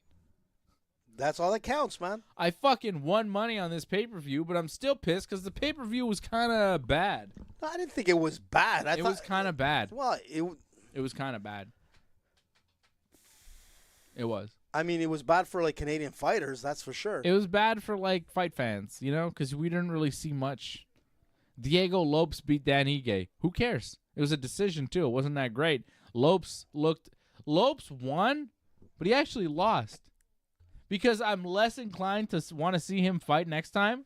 Like this guy, he won 3 in a row, all by first round finish. Cool. Comes into this fight, wins a decision. Not that great, and almost loses in the 3rd round to a guy that took this fight on like 10 hours notice. Okay? So Lopes kind of lost even though he won because now I think a lot of fans are like, I'm not so into seeing this guy fight again. We didn't see Brian Ortega, who's the A side of that fight. He's the real star. He's the guy people want to see. We didn't see him. He was sick. We saw Pereira and Yuri have the same fight they had 6 months ago. We had Roman Dolidze come in from middleweight and beat a ranked light heavyweight to then go back to middleweight and be an unranked middleweight? Like, what? What is that? We saw Macy Chiasson beat Mayra Bueno Silva with a cut on the eyebrow. Kind of a weak way to win. And then we saw Ian Machado Gary and Michael Page, which was probably the fight of the night. Yeah, that was a great fight. That was a good one. Because that shit mattered. You have Michael Venom Page, who's a star in the sport, who comes over from Bellator, looks amazing in his debut, comes in to fight Ian Gary, who's a rising star in the sport, who's undefeated, and Gary wins a close decision. 2 guys that fought their ass off. That's the fight of the night. That was a good fight, and it mattered. You know what I mean? Yeah, you're right, man. That fight had more questions going into it than this main event. Ian Gary and MVP were like, I don't know who's going to win. You thought Ian Gary, I think, was going to win. I had MVP winning the fight. And at the end of it, I'm like, this could be a draw. It was so damn close, right? I thought MVP won it, in my opinion. But Pereira and Yuri, we all picked Pereira to win. Yeah. What happened in the end? Fucking Pereira won the same way he won the other way. Now, if Yuri had knocked out Pereira and done something amazing, I would have been like, okay, well, I guess I was wrong. The UFC had a reason to book this fight. You know, it made sense. But in the end, we saw the same shit. There's Nogueira. Which Nogueira is that? Which one is that one? I don't know. You tell me. Is it big or little? They're I think twins. that was big. I think that was big. Yeah, that was big. And you see how cool it was? Is that he actually took like a selfie with Pereira. That shows you, man, like the respect. And talk about big Nogueira, man. Remember him with Frank Mir? Yeah, I was there. Yep. He never tapped. This is a man that had his arm broken before he taps. I'm just saying, the UFC, like, they kind of stumbled this 4th of July weekend. It was one of the worst 4th of July weekend pay-per-views they've ever done. It's one of these pay-per-views you look forward to all year, and then it's like, they lose Conor, and then everything fell apart. But Pereira still delivered in what, like, people were kind of expecting. Well, and you know what? I'm tired of being like, well, it's cool these guys took this fight. Good for them for taking the fight. It's like, okay, that's nice and all, but what does that do for me? What does that do for the fans? Like, yeah, it's cool that the guys took the fights. Good for them. But the fact that the UFC couldn't come up with something more compelling, that's bad for them. It's not the fighters I'm complaining about. It's the UFC. Look, it's the promotion who can't come up with some more interesting shit to sell pay-per-views. The problem is they're not in the fucking business of selling pay-per-views because they sold off their pay-per-view rights to ESPN, so ESPN's paying them a flat rate. So whether they sell one pay-per-view or 1 billion pay-per-views, they still make the same amount of money. It's just whether or not ESPN makes money. You're right, dude. So they don't care about whether or not they sell really good pay-per-views because really in the end, it's about ESPN making the money off the pay-per-view. Now, the only incentive they have is to, like, drive up the number for ESPN, so then when it's time for renegotiation, they can charge ESPN more for the flat rate for all the pay-per-views. If they even go to ESPN, they might go to Netflix or some other person. But anyways, they're going to get a huge number from whoever on their next broadcast deal, whether they sell a bunch of pay-per-views for $303 or not. Yeah, you know what I mean? Like, UFC is going to get maybe in the $1 billion range for their next broadcast deal, and it doesn't matter if they sell pay-per-views here tonight. Like, it doesn't really make a difference. It's just to fill airspace. It's the UFC brand that's going to sell. It's not like pay-per-view by pay-per-view. If they can say, well, we didn't have Conor for ESPN, but Netflix, like, we got Conor lined up for you, then they're going to fucking pay out the ass. Yeah. You know what I'm saying? Well, on that note. Yeah, that's right. Thanks, everybody. Pereira does it again. Thank you to all the members. Thank you to Doug Hepburns. Thank you to CSL Lauren. Doug Hepburn, you're the Super Chat leader of the night. All the members of the team over at join.ringsidereport.net. Everybody supporting the channel over at membership.ringsidereport.net. Thank you. We made it. It's been a tough one. But it's been fun. It's been a tough one. Technical difficulties, all kinds. Just like the UFC, man. We were like in line with them. And the pay-per-view was really not. It wasn't what I wanted. But listen, dude, the most important thing is that you played some great music. I did DJ pretty good there. You did. That was good. 7 out of 10, dude. We did miss Fred. That's high. We did miss Fred. Fred was there somewhere on the chat. Fred's there in spirit. Missed you, Fred. Yeah, Fred was there. Then he got Would have been nice to have Fred. Would have been nice. Would have been a better show with Fred. Yeah, it's always better. It's always better with Fred. Yeah, you need that that middleman. Yeah. And the Yankees keep fucking sucking, so that's really unfortunate. Okay, but I'm happy Fred wasn't there, because he would have been ripping me through the whole show about Italy. Yeah, as he should. But I miss you, Fred. Who they lose to? Doesn't matter. We don't care at this point. Was it what country was that? Doesn't matter. What matters is that they were the former champions. Switzerland. Swiss cheese, man. The Swiss. That's what they got. Yeah, they made Swiss cheese out of the Italians. Big time. This is the first loss in 31 years. Put it all over the pasta. Listen, they haven't lost in 31 years, and it had to happen today. Italy hadn't lost in 31 years? To Swiss, yeah. Oh, to Switzerland. Yeah. Oh, okay. Yeah, well, it happened today. Okay, guys, thanks, everybody, and I guess I'll see you again Monday afternoon, 1 p.m. Eastern Time for the AEW Forbidden Door post show. AEW's got Forbidden Door tomorrow. I'll be watching that, and then I'll be recapping it on Monday with Johnny North right here on the Ringside Report Network. Shit. What happened, man? I don't know. Thanks for sticking with us to the end. We would really appreciate it if you could help us spread the word. Please share this episode on whichever social media platform you use. Add a comment below and consider reviewing us on Apple Podcasts. We are an audience-supported network, so consider becoming a recurring supporter at membership.ringsidereport.net. Check out our website at ringsidereport.net. Hope to see you again next time.